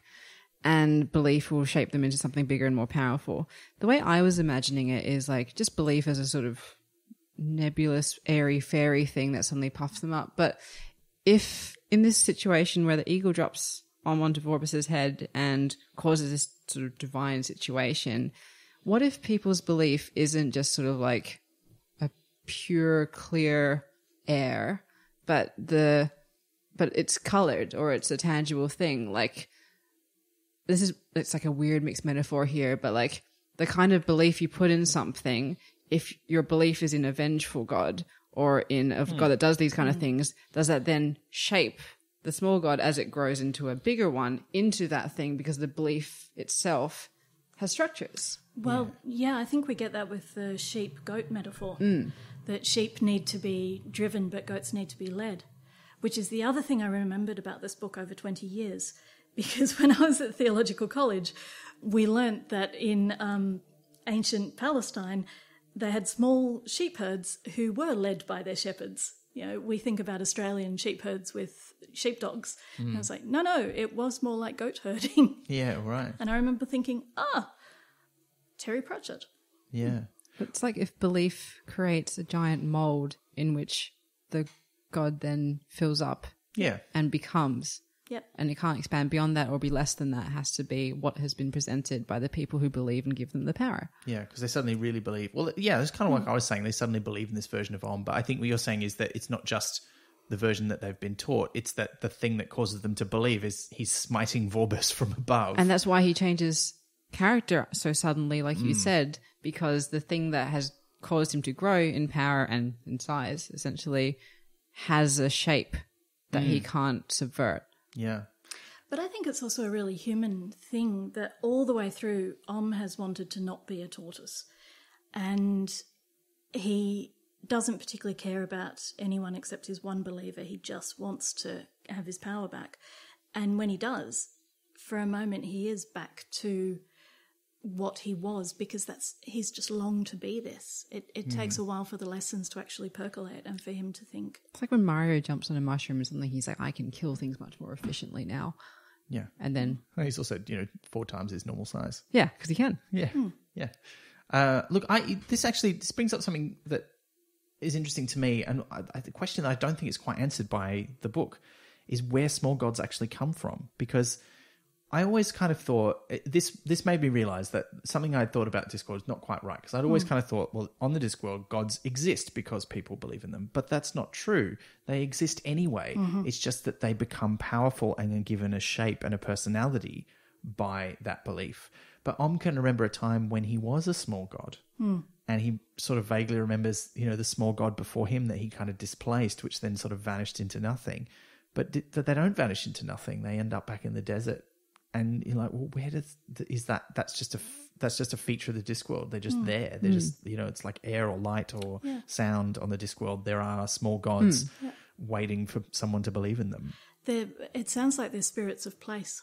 Yeah. And yet later on you get a different kind of interpretation of this, where in Hogfather, where there's this sort of excess of belief, all of a sudden it does spontaneously create new gods rather than blow up existing ones. Yeah.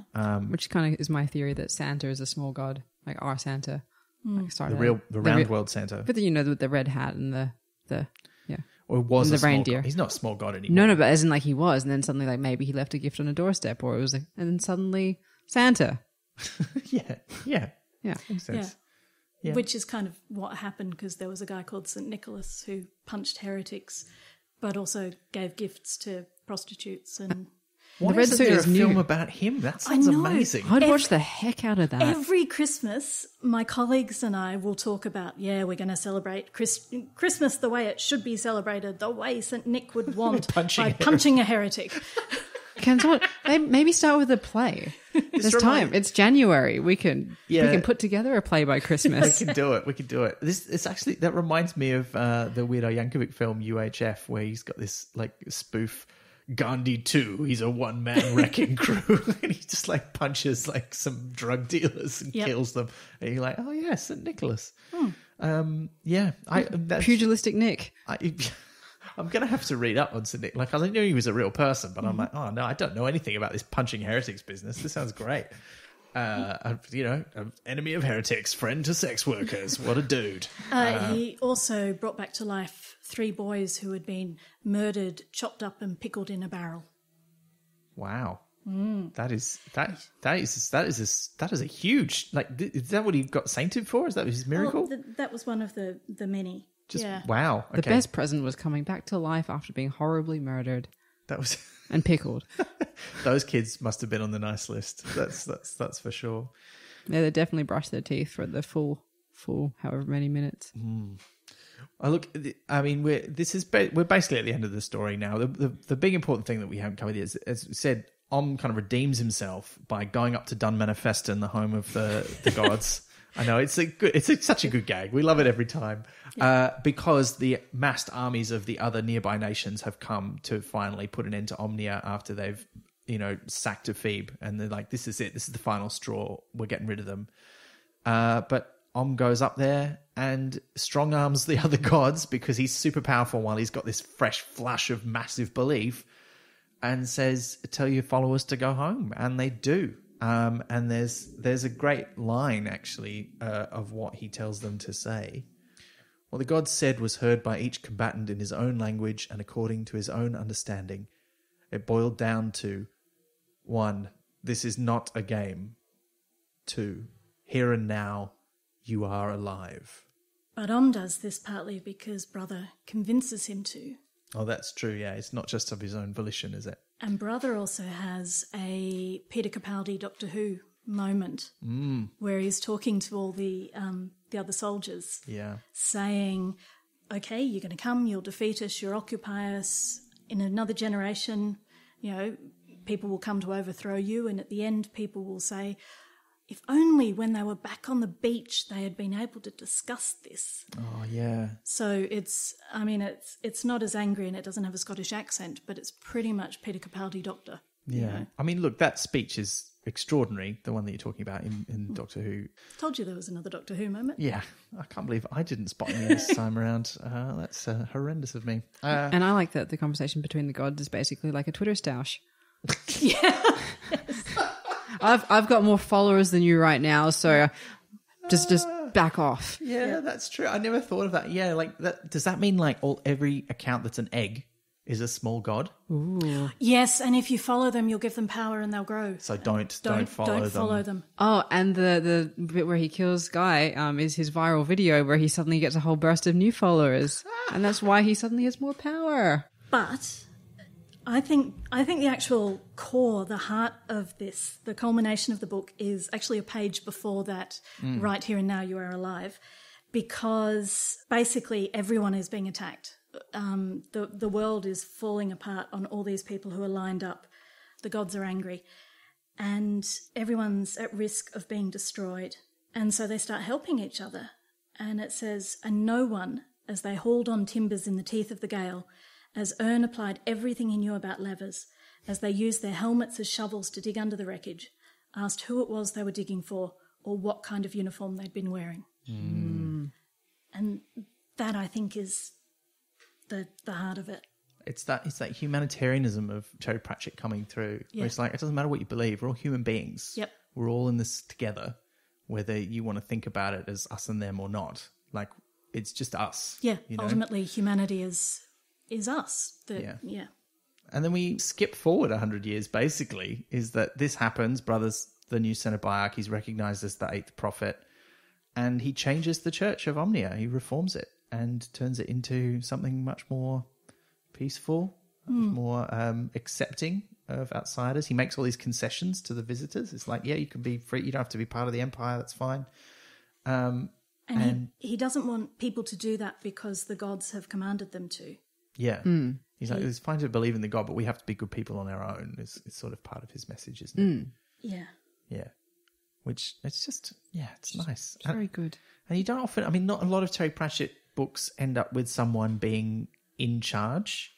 Like, they often they do the good thing and then they go back to kind of their own life. And often they do get a reward and maybe they get a promotion, like it happens to Sam Vimes like 1,000 times. Moist von Lipwig usually gets kicked upstairs to the next terrible job. But he doesn't, but his main reward is he doesn't get horribly killed. Like, even like in Pyramids, where the protagonist is the rightful heir to the throne, he doesn't take it. He runs off. Whereas in this one, brother becomes the Cenobiarch. And we just skip to the end of his life. To go, he spent 100 years reforming his church, making life better for Omnians and anyone who deals with them. And he's ending his life going, but there's still so much to be done, which I thought was just such a wonderful way to sum up his way of thinking about it. Yep. Yeah, I really liked that. And then you have the fabulous bit at the end where we discover that Vorbis, who died 100 years ago, has just been waiting at the beginning of the desert. He's been too scared to walk across the desert because he has to do that by himself. Which is a nice callback to Frit, who he murdered for having his beliefs, who also had the desert fear, but when he meets death, he comes to terms with the idea of going across it alone, and actually the desert becomes less terrifying. Yep. And also, I mean, Frit had brother's religion right at the beginning, because Frit's the one who realises that what he believes is that on the whole and by and large, if a man lived properly, not according to what any priest said, but according to what seemed decent and honest inside, then it would, at the end, more or less, turn out all right. Yeah. When I was in high school, when I was first starting to read these books, I didn't have a lot of pictures on my school books or folders. I had a lot of quotes that I transcribed out of books and printed up in various different fonts. And that was one I had on one of my main textbooks. And it really resonated with me because I had grown up in a very non-religious household. My parents had very much sort of let me sort of figure it out for myself. And that was basically sort of the conclusion that I came to, which was like, well, I think you have to do the right thing. And I obviously have failed at that at times in my life. And I'm always striving to do better. But that quote, I think, just summed up so well what I kind of felt, you know? And that was partly because I also grew up around in my high school, people with very different religious beliefs. You know, I had friends who were very devout, some of them like sort of very extremely devout Christians. Like I had one person I knew in high school tell me I was going to hell, not for anything in particular, except that I was not Christian. Yeah, I got told that too because I wasn't baptized. So they said I wouldn't go to hell. They said I was going to be left outside the pearly gates forever. Okay, on behalf of all Christians, I apologise. Oh, no, that is crap theology. You don't have to apologise for that. And I don't blame these people who told us either because that's what they believed. They were kids, right? They were the high school students. Someone else had told them that. And I had some brushes with some really oddly intense, like Anglicans, right? Like when I was in religious studies school in primary school, they were the kind of people who showed you the video about how all rock stars were evil because they worship Satan and that's why they all choke on their own vomit. And, so there's a video of that? Yeah, and there was a video they showed us, and I knew this was the problem. This was what really set me on the path of now I'm very distrustful of any of these religious organizations. Because they showed us the video, and one of the things it said was, even the Beatles, because on the cover of Sgt. Pepper's Lonely Hearts Club Band, Satan is there. And I went home and looked at my copy my mum's copy of he's not there. That's a lie. He's not there. Like, I was like, you didn't even identify. You made that up. Like, you could have. What? I was so annoyed. And this is before smartphones. So how are they showing? Did they like lend you a tape or like how do you? No. It was a VHS video that they played us in the classroom. Oh. Yeah. And so after that, I was like, And I remember, and we had some troublemaker kids in my school too. So they used to ask like the really difficult questions that these particular, like they sort of engendered the questions in us by some of the things they were trying to teach us. Like one of the kids was like, well, what if a baby dies when it's like just after it's born? Does it go to hell or what? And we were like, this is primary school. Like we were like 9 or 10. And the answers they gave us were like horrendous. And I was like, I don't feel good about this. But there's a great line in Sean McAuliffe's new book, which is like a series of satirical plays, and he's doing like a version of Faust. And the guy's a chiropodist, and he's being offered this deal for his soul. And he's like, oh, well, what happens if you take my soul? I don't want to go to limbo with all them babies. And I was just like, that's so good. Wow. In one line. Wow. The scary thing is some of that stuff still gets taught in religious education, or did recently, because I used to have this side vocation of explaining to children that what they'd been taught in school, no, that's not what we believe. Oh, good. Oh, you're doing the Lord's work. Quite well, literally, obviously, but also thank you. But yeah, it's such a weird thing, and I think that it's. The voices that you hear loudest are always the sort of most extreme, horrendous ones, because the people who are fairly moderate, who just sort of get along with their faith from day to day, they're kind of like Frit, like they think like by and large, you do what's right, things are going to work out all right in the end. And yeah, I do believe, and I go to church if that's what they do, but they believe much the same thing that someone like me who's pretty irreligious believes, and so we don't really feel the need to talk about it. We never get into a stoush about it. It doesn't really come up. Also, I think, if you've got a humility about your faith, it actually makes it really hard to be loud and preachy about it, because there's always this is what I believe, and I believe it's the truth in whatever way you understand the truth, but I understand that not everyone believes that, and that's a really hard message to shout on a street corner. Yeah. Like once you've got nuance, if you believe something's to use a different version or meaning of the word simple, like in some ways what Vorbis believes is quite simple, but the lengths he has to go to inside his own mind to consistently believe it are quite complex. He's doing doublethink, and he can say, oh no, there's lots of rules, you're breaking them. Like that he can be very black and white about things in a way that doesn't really fit in with the real world, so he has to change the real world to fit into it. The other thing that I definitely believe that is written in this book is about the daily wondrousness of everything, and the fact that if human beings actually stopped and thought about how amazing everything is, we would just go around with big stupid grins, and we need to spend a lot of time, forgetting how astonishing it is that anything exists. They lived in a world where the grass continued to be green and the sun rose every day and flowers regularly turned into fruit. And what impressed them? Weeping statues and wine made out of water. Yeah. Yeah. And it's like, the world is astonishing. And yeah, this book, it has a direct allusion to Richard Dawkins, and I'm sorry to bring him up, particularly if you happen to be one of the scientists who, in a recent survey, revealed that a large proportion of British scientists hate him, and the survey wasn't even about him.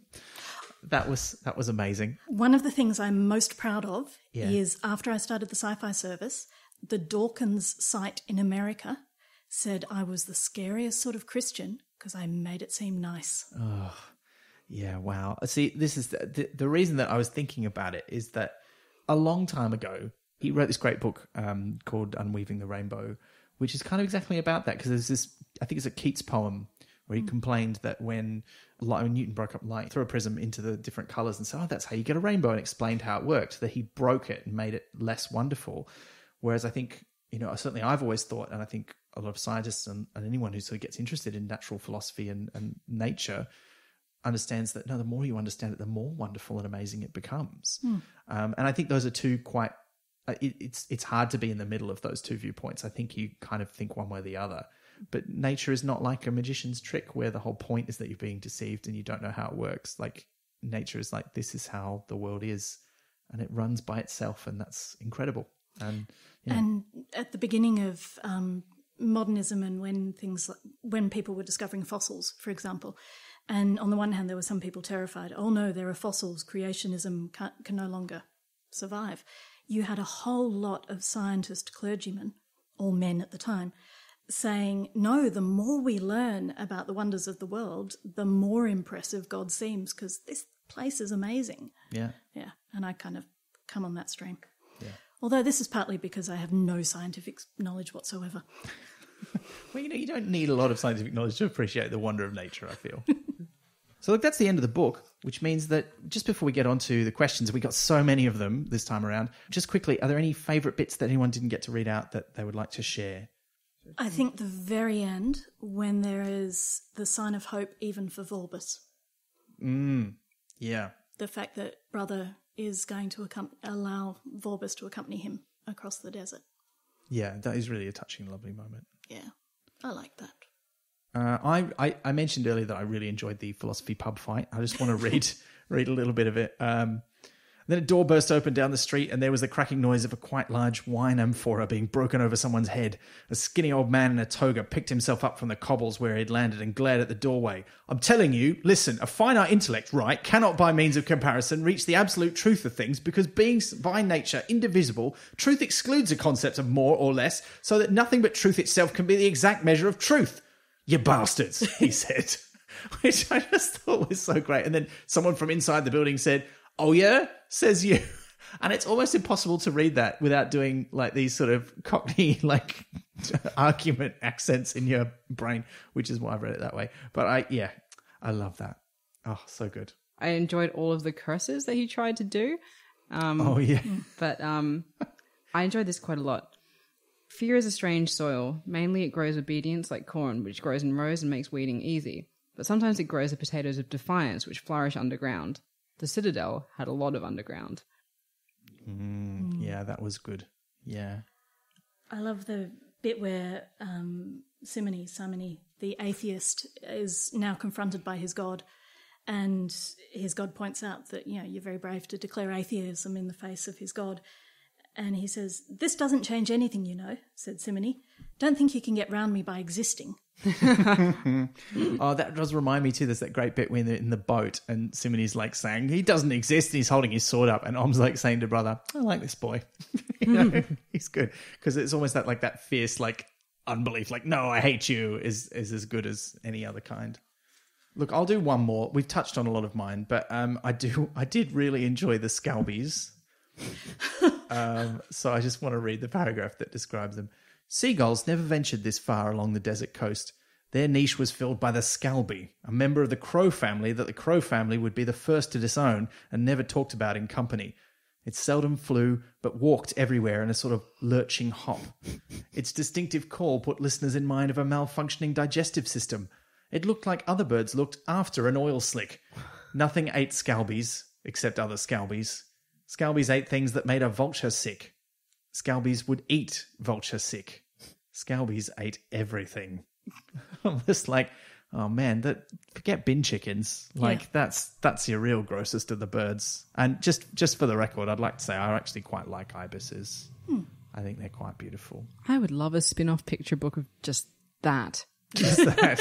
just Discworld animals. No, just Scalbies. Oh, just like gross. But like in a 3-year-old sing-song sort of way, it's like, look at Scalby over there. Look at Scalby's dirty hair. Like, oh well, we got to write it now, don't we? This look at Scalby in the sea. Who is Scalby? Scalby's me, and then it goes to like its point of view, and it's like the day in the life of me as a Scalby. Like, yeah. Wow. Okay. Yeah. But why aren't you a children's author, Liz? That was extraordinary. Well, I mean, maybe I'll be doing that this year. All right. Shall we move on to questions? Yes. Our first one is from Michael Dart, who says, Small Gods is probably my favourite. I feel there's a good case for recommending it as someone's first Pratchett. Thoughts? Well, it definitely has the benefit of being a standalone novel. You don't need to have read any of the other Discworld books. There are no characters. Well, I mean, there's a couple of minor characters, Xeno and Ibid, who appear in the background. But yeah, I think it works pretty well. Although it is a little bit removed from the setting of a lot of the other books, so it might give you in some ways maybe a bad idea of what the other ones are like. But it's in its heart and tone, it's very much a Discworld book, isn't it? Yeah. The jokes. I think people who enjoyed it would enjoy other Discworld. They wouldn't feel cheated because the same characters don't appear or it's not exactly the same setting. And you get a chuckle when Dibbler, the real Dibbler, shows up and you're like, oh, it's like the other guy in the... Yeah, he's like the Bizarro World one.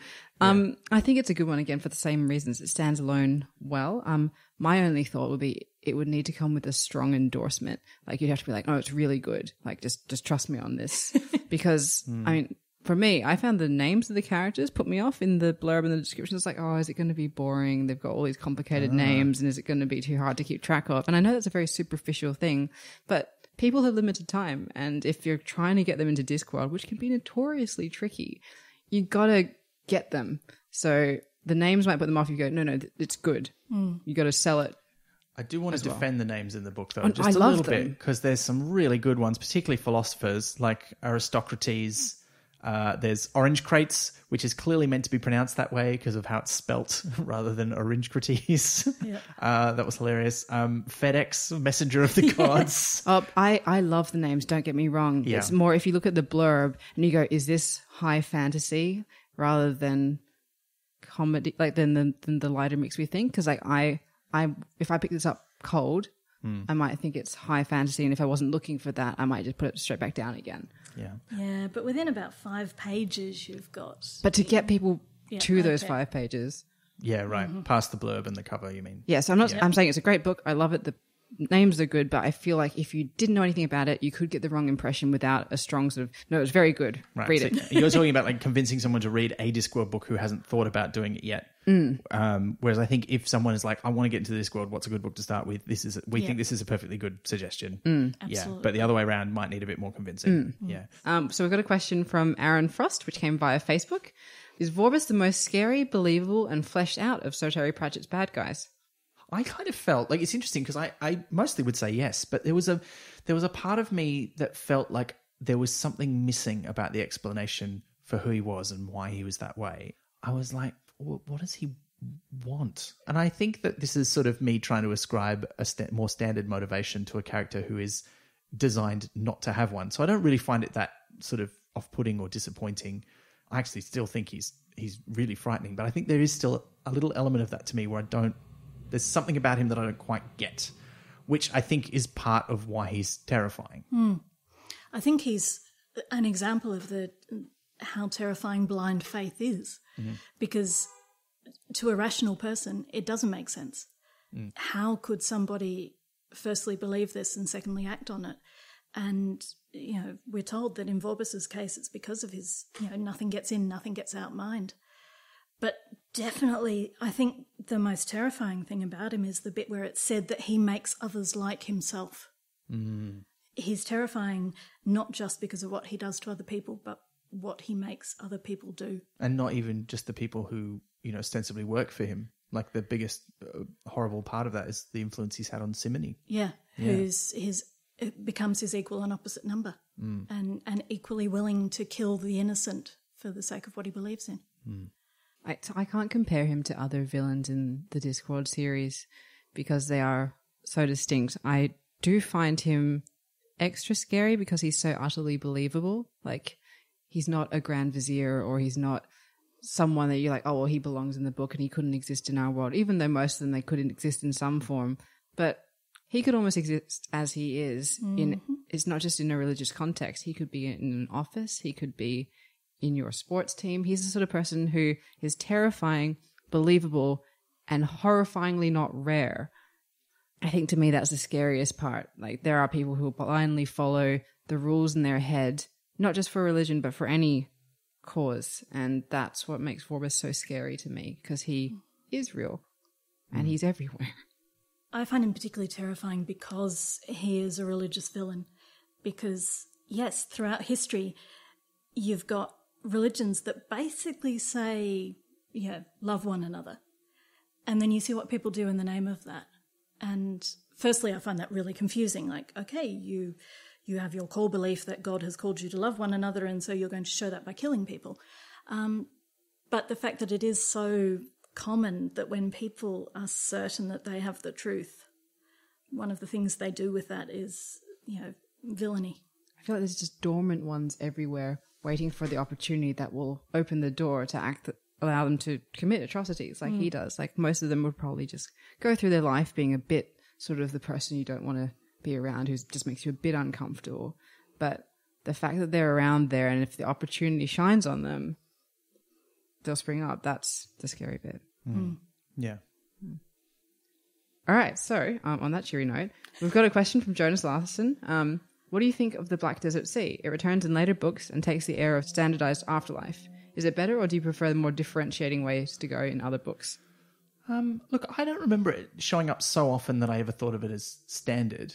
Mostly you don't see where people are going. And it's clearly also, it's part of the journey, not the destination. Like you journey across the desert. It's kind of a bit like, it reminds me of the video game Grim Fandango, based partly on the sort of Mexican Day of the Dead style afterlife. And you play someone whose job is to be a travel agent in the afterlife, selling people their means of traveling across the land of the dead to their final reward. And this is kind of like what the desert is about. You've got to cross the desert to get there. So I still feel like you're still going to various different places. But yeah, I don't know. I don't remember it being that common. It might be something that crops up more in books that we read. But like, for example, Men at Arms, which is after this, it's not what happens to Cuddy. He fades away into the dwarvish, well, he's a ghost briefly. But yeah, so I don't know. I really like it. I like the idea that what happens after death is you confront yourself, that you find out who you really are and what you're really like. And in this case, by walking across the desert by yourself. But that idea that once you've died, you lose all the illusions that we have to protect ourselves in life, and we actually need to confront who we actually are. And if I have no idea of what form an afterlife takes. And I believe that if that happens, then ultimately that happens while we're surrounded by love, and it will all be okay, which I say in much nicer words at funerals. But that idea of us realising who we actually are, I think is... And, you get that moment where Death says to Vorbis, you've probably heard that hell is other people. And he says, you will find out that that's not true. And yeah, Vorbis is horribly terrified of being alone because his whole... And I kind of interpreted that as being part of his entire existence is relying on having other people to tell them what to do. And now he's just by himself and there's nothing except him, and he has to confront who he is and what he's done in a context where it's like, well, this is not what I believed. This is not what I thought would happen. Whereas it's clearly like the folk belief of the Omnian people from before the church kind of grew to a point where it displaced it, which is interesting. Which was a comment actually that question about death. That was from a Chew and Sneeze, Dane the Log on Twitter. Someone smarter than me explain why Death tells Vorbis that hell is other people. Not correct. Well, he's saying it's not correct. And also, although it did seem a little bit odd that is Vorbis the sort of person to whom someone would ever have said that? But he would have heard it like as a common expression and probably considered it heresy. Yes, he's undoubtedly read Jean-Paul Sartre and then decided that no one else should be allowed to read him. Yeah. He's done it. He's taken one for the team. Yeah, it's like the library customs used to have of all the books they wouldn't allow to be imported into Australia. Surely they just needed a name. They didn't need the whole copy of the book. No, they kept the books. Oh, yeah, okay. I guess, someone tried to smuggle it in under a different title, I suppose. I should say I'm not condoning the banning of books, by the way. I'm just considering the practical side of it. And I think Vorbis, as part of his evilness, would have banned books. Well, he did worse than that. He burned them. Yes. That's just rude. We've got another question from a Chew and Sneeze, which I really love. What are the 8 or 3 more pathetic things than an upturned tortoise? So, I mean, I think I can come up with at least one. Oh, yeah. But, I don't know. That's... A politician crying when they've lost power. Oh, I don't know. That's funny. No, I find myself feeling vaguely sorry for them and really annoyed that I'm feeling sorry for them. It depends on the politician, though, because... And sometimes it doesn't feel like... It feels like not real crying. Like it's like pity me crying. I don't know. It's you got to look into their soul and see, is this like actual crying? So I mean, I have empathy, but I don't know. Yeah. Oh, I don't know. It's a tricky one because it's the temptation is to go satirical. People being offended by being called racist. Oh yeah, which is kind of pathetic. Oh, what is pathetic? A white middle class man talking about how oppressed he is. That must be at the top at the moment. By say angry pathetic. A razor commercial. Yes. Let's not go there. But we'll go there. But we won't go there for long. Look, those sort of things also pretty pathetic. Sorry, I've got a nice comment from Steve Leahy. So it's more of a comment than a question. It's, when you cover small gods, you should set Neil himself's American Gods as supplementary reading. They bookend very nicely. Way to see into the future, Steve. Oh. That was very good because this was from before. So so I just thought I'd draw attention to that. Right. And here's a question from Stuart. Do you prefer the more mysterious small gods, Lucy, or the more loquacious Thief of Time incarnation? I really like them both. I mean, I think for me the best part is the bonsai mountains. Yes. But I do feel like when he speaks more, he becomes less of that sort of stereotype of the like foreign wisdom giver, which he kind of does fit into here a little bit. But also here he's much more hands off. He's sort of mostly there to observe, and he just interferes a little bit. To the point, I mean, he's in it so little that you kind of go, why are you here? And you wonder if I have actually wondered whether Pratchett stuck him in here so that because he already had the idea for Thief of Time and he wanted to establish who these people were.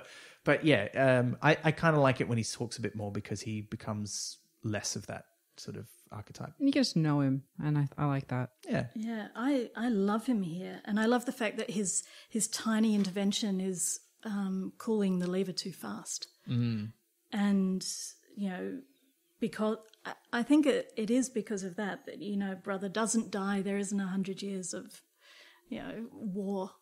Yeah, I do like the relationship he has with his abbot too. Where he's just like, it didn't happen.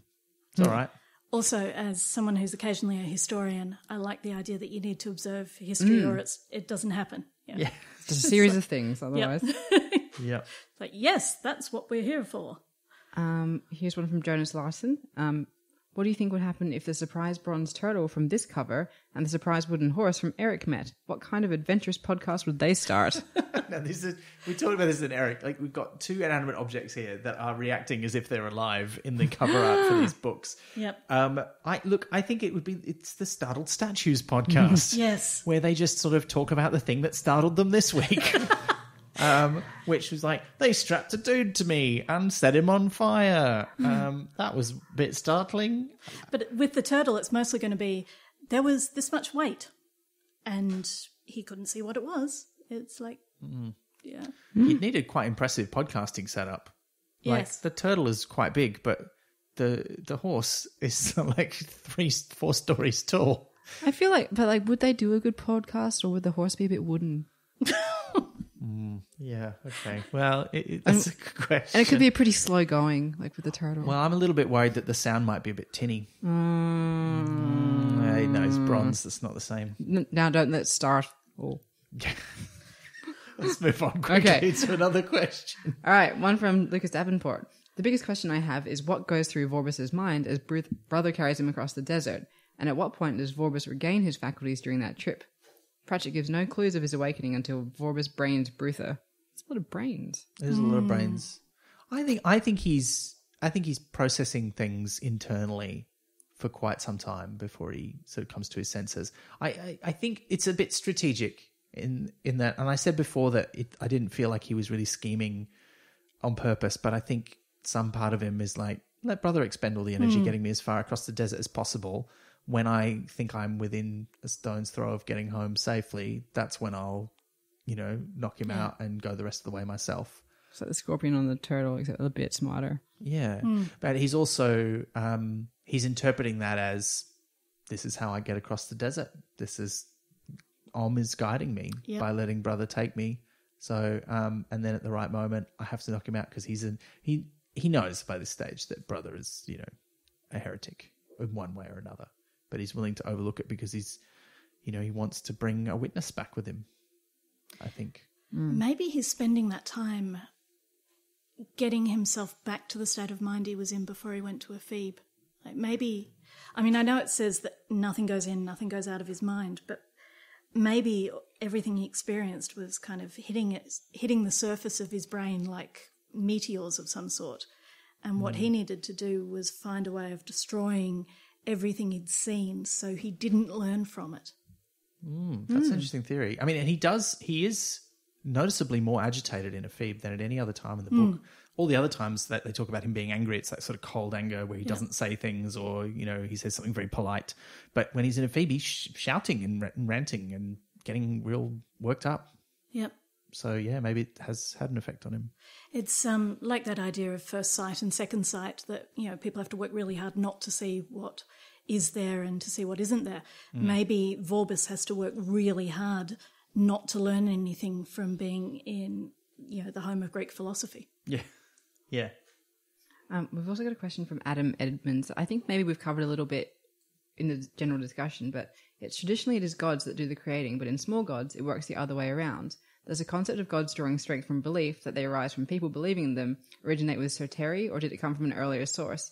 I know that Mr. Gaiman uses a similar idea in American Gods. So we've covered the first half of that, but the history of it, like, is this the first time? I feel like that's a separate question. Yeah, and it's definitely not. It does predate Pratchett in fiction. I found some examples of some really early ones, well, early in terms of science fiction writing anyway. For example, in 1940, there's a short story by Lester Del Rey called The Pipes of Pan, in which the god Pan buries his final worshipper. And it's often, actually, in a lot of the early examples I could find, it's expressly the Greek gods. So there's this sort of element of magical realism where the Greek gods have survived into the modern world, but now no one believes them anymore. So they're losing all their power, which is, a theme that you see in quite a lot of things. Like the Clash of the Titans film has elements of that in the more recent one with Liam Neeson as Zeus. But yeah, so there's definitely precedent in fiction. And in reality, I mean, Enlightenment and post-Enlightenment, that was one of the ways in which people explained why people had believed. There had been a need for a belief in something greater than them in the absence of science, and so humans had created gods in their own image in order to believe in them. And then, Freud and Jung psychologically are into that as well. Why does humanity believe in gods? Because man has made God in man's own image. We've got one from Nicola88 by Instagram. What is your favourite Discworld god or goddess? I like the one that caters specifically to seamstresses, because that is a good niche. Oh, it is a good niche. It's hard to pick a favourite. I have always been a bit of a fan of the Dun Manifest and Pantheon, because they are such a glorious mashup and piss take of the Greek and Norse gods particularly, but then with a whole bunch of other stuff thrown in. So there's I got a lot of favourites there. But I mean, it's hard to go past Anoia, goddess of things stuck in drawers. Oh, I've forgotten about her. We've talked about her previously on the podcast. But there's so many. Oh, Heme the Hunted. It's one of my favourites. So he's like an inversion of the hunter god, because he's like the god of all things that are like pursued by other people. Is Anoia under threat at the moment, though, with all this Marie Kondo phase of decluttering? Because if people are throwing away all of their like excess things, drawers will not get jammed. Yeah, but also if you fold up everything really small, they might have a tendency to uncoil and get themselves wrapped around drawer mechanisms. She'll adapt. I think she'll adapt, yeah.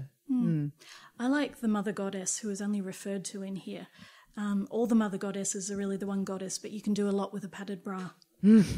So now there is a goddess I can resonate with. Yeah, that is great. Our final question is from Ilbion. What, brackets possibly underwhelming, in brackets animal/symbolic natural force would your physical manifestation be? Oh, this is one of those like, what's your Patronus style questions? Yeah, and I got a crap Patronus, and I can't even remember what it is, so we'll leave that in the past. Okay. Well, actually, I'm very fond of tortoises, but I think maybe I know what I'd like to be. I think I'd like to be a cuttlefish. Why? Just because I really like cuttlefish, because they're smart and they turn cool colours. But then I wouldn't be able to talk to anyone because I didn't live for a year, and I'd be in the sea. So when they change colours, is it like a camouflage sort of thing? Like, are they subtle fish? They can be, but they can also, change colours for signalling and display purposes. Like for like traffic signs and stuff underwater? Yeah, exactly. Yeah. So, if it has to be an animal, I think mine would be a seahorse. Oh, a male or a female seahorse? Well, that's the thing. They're both or neither. Yeah. But if it could be anything, my manifestation would be the stereotype of the absent-minded professor. Ooh. I like that. The stereotypical one that doesn't actually exist, but, lives in an office surrounded by piles of books and has to be reminded to dress before they leave the house. Or indeed in the original Disney film, to go to his own wedding, which at the start of the film he is forgetting to do for the third time. Yeah, that would definitely be my manifestation. Yeah, okay. All right. I mean, this is a bit of a boring one, but I think I would perhaps have to say my cat, Asimov, or the resident Pratt cat, because he's wonderful. He's live like a cat is, but like if he needed to get stuff done, he definitely couldn't because he's easily distractible. Like if he's walking one way, you pick him up and you put him somewhere else. He's like, that is where I wanted to be. And he'll start doing that, or he'll start cleaning himself, then he'll pause and he'll roll all over the couch and then like show you his belly. You go to pat it. He's like, no. So he doesn't know what he wants. He wouldn't be a very good manifestation. And you also wouldn't take him seriously if he tried to sort of, hey, you'd be like, sorry, buddy, not today. Yeah. Look, I think that brings us pretty much to the end of the podcast. Avril, thank you so much for being a guest for us today. Thank you for having me. If people want to know more about what you're up to, how can they find out? So my blog is revdocgeek.com, or you can find me on Twitter at docavers. Or, of course, you could come to church any Sunday, 10 a.m. Williamstown Uniting Church. There you go. If you the best seats in the house are in the church. I don't know where I was going with that sentence. It's a very nice church, and we very seldom kill people. It is very nice. Yeah, I've never seen any torturing when I've visited you there. No, it's been very good. We will be back, of course, next month, and we've got some returning characters because we are still in the Discworld next month. But which ones will they be? Could you give me a hint? I don't know. There could be some lords, maybe some ladies. Could there be lords and ladies? Perhaps. Oh, it's true. We're going to be reading Lords and Ladies. We're going back to the Witches. And who's our guest, Liz? Nadia Bailey. She's an author and a very good writer. Those two things do generally go hand in hand. They yes. do. Well, that's exciting. I'm excited about this because, I love the Witches, and it's going to be a lot of fun to return to them. Although I am sad because it means we're more than halfway through the Witches books. But then we'll go on to the Tiffany Aching ones, I guess. It's okay. You can read my terrible children's book about the horrible birds. Yeah, okay, I'll read that. Forever and ever and nothing else. But look, we do have a few important announcements that we'd like to share with you. Liz and myself will both be appearing at 2 different conventions coming up early in the year, one of which is Speculate. Yes, the Speculative Fiction Festival for Victoria returns this year in 2019. Both Liz and I were guests last year, and we will be there again. That's happening on the 15th and 16th of March. Their website is specfic.com.au. We'll be on different panels there, but we will be appearing together at Nullus Anxietus 7, the Australian Discworld Convention, which is happening in Melbourne on from April the 12th to the 14th. I think we'll most likely be appearing there on the weekend, not on the Friday. Find out more at their website, ozdwcon.org. I'm also doing a Melbourne International Comedy Festival show. You can find out more about that on my website. We'll also put a link in the show notes. It's called You Chose Poorly, and it's essentially a comedy experiment trying to determine why we as humans make all of the terrible decisions that we do. And that's a 2-hander I'm performing with Atlanta Collie from the 1st to the 7th of April at Campari House in Melbourne. And finally, we'd also really like to send a big shout out to all of our possible subscribers. We've been really overwhelmed by your response. Such a massive response in such a short period of time, and we are so grateful. It's only been a month. And if you'd like to support us, you can check out our website for details. And of course, you can always support us without giving us any money at all, just by spreading the word of the podcast or leaving a nice review in iTunes or Apple Podcasts or whatever podcast directory you use. Until next time, though, I think that's all we've got to say. I know that's a lot of things. But I don't know, I was trying to think about this, that there's a lot of sort of traditional things that you say in churches, but I don't ever think we picked up one from the Omnian religion. No. They didn't really have an equivalent of, may the Lord be with you and also with you, or whatever. Is there one we can think of? On the flip side, we've got the turtle moves. The turtle moves, yeah. Well, But that's not quite them, is it? no, but it is good though. So until we meet you next time, may the turtle continue to move you. You've been listening to Pratchat, the monthly Terry Pratchett Book Club podcast with Pratchatters Elizabeth Flux, Ben McKenzie, that's me, and guest Avril Hannah-Jones. Pratchat is produced and edited by me, with music by David Ashton of Sample & Hold Studios. You can find us on Twitter, Instagram and Facebook at Pratchat Podcast, and listen to past episodes and support the production of new ones via pratchatpodcast.com. Join the conversation for this episode using the hashtag Pratchat16. Pratchat is brought to you by Splendid Chaps Productions. We make entertainment for your ears, like the Star Trek podcast Rediscovery and time travel comedy series Night Terrace. To find out more, visit splendidchaps.com.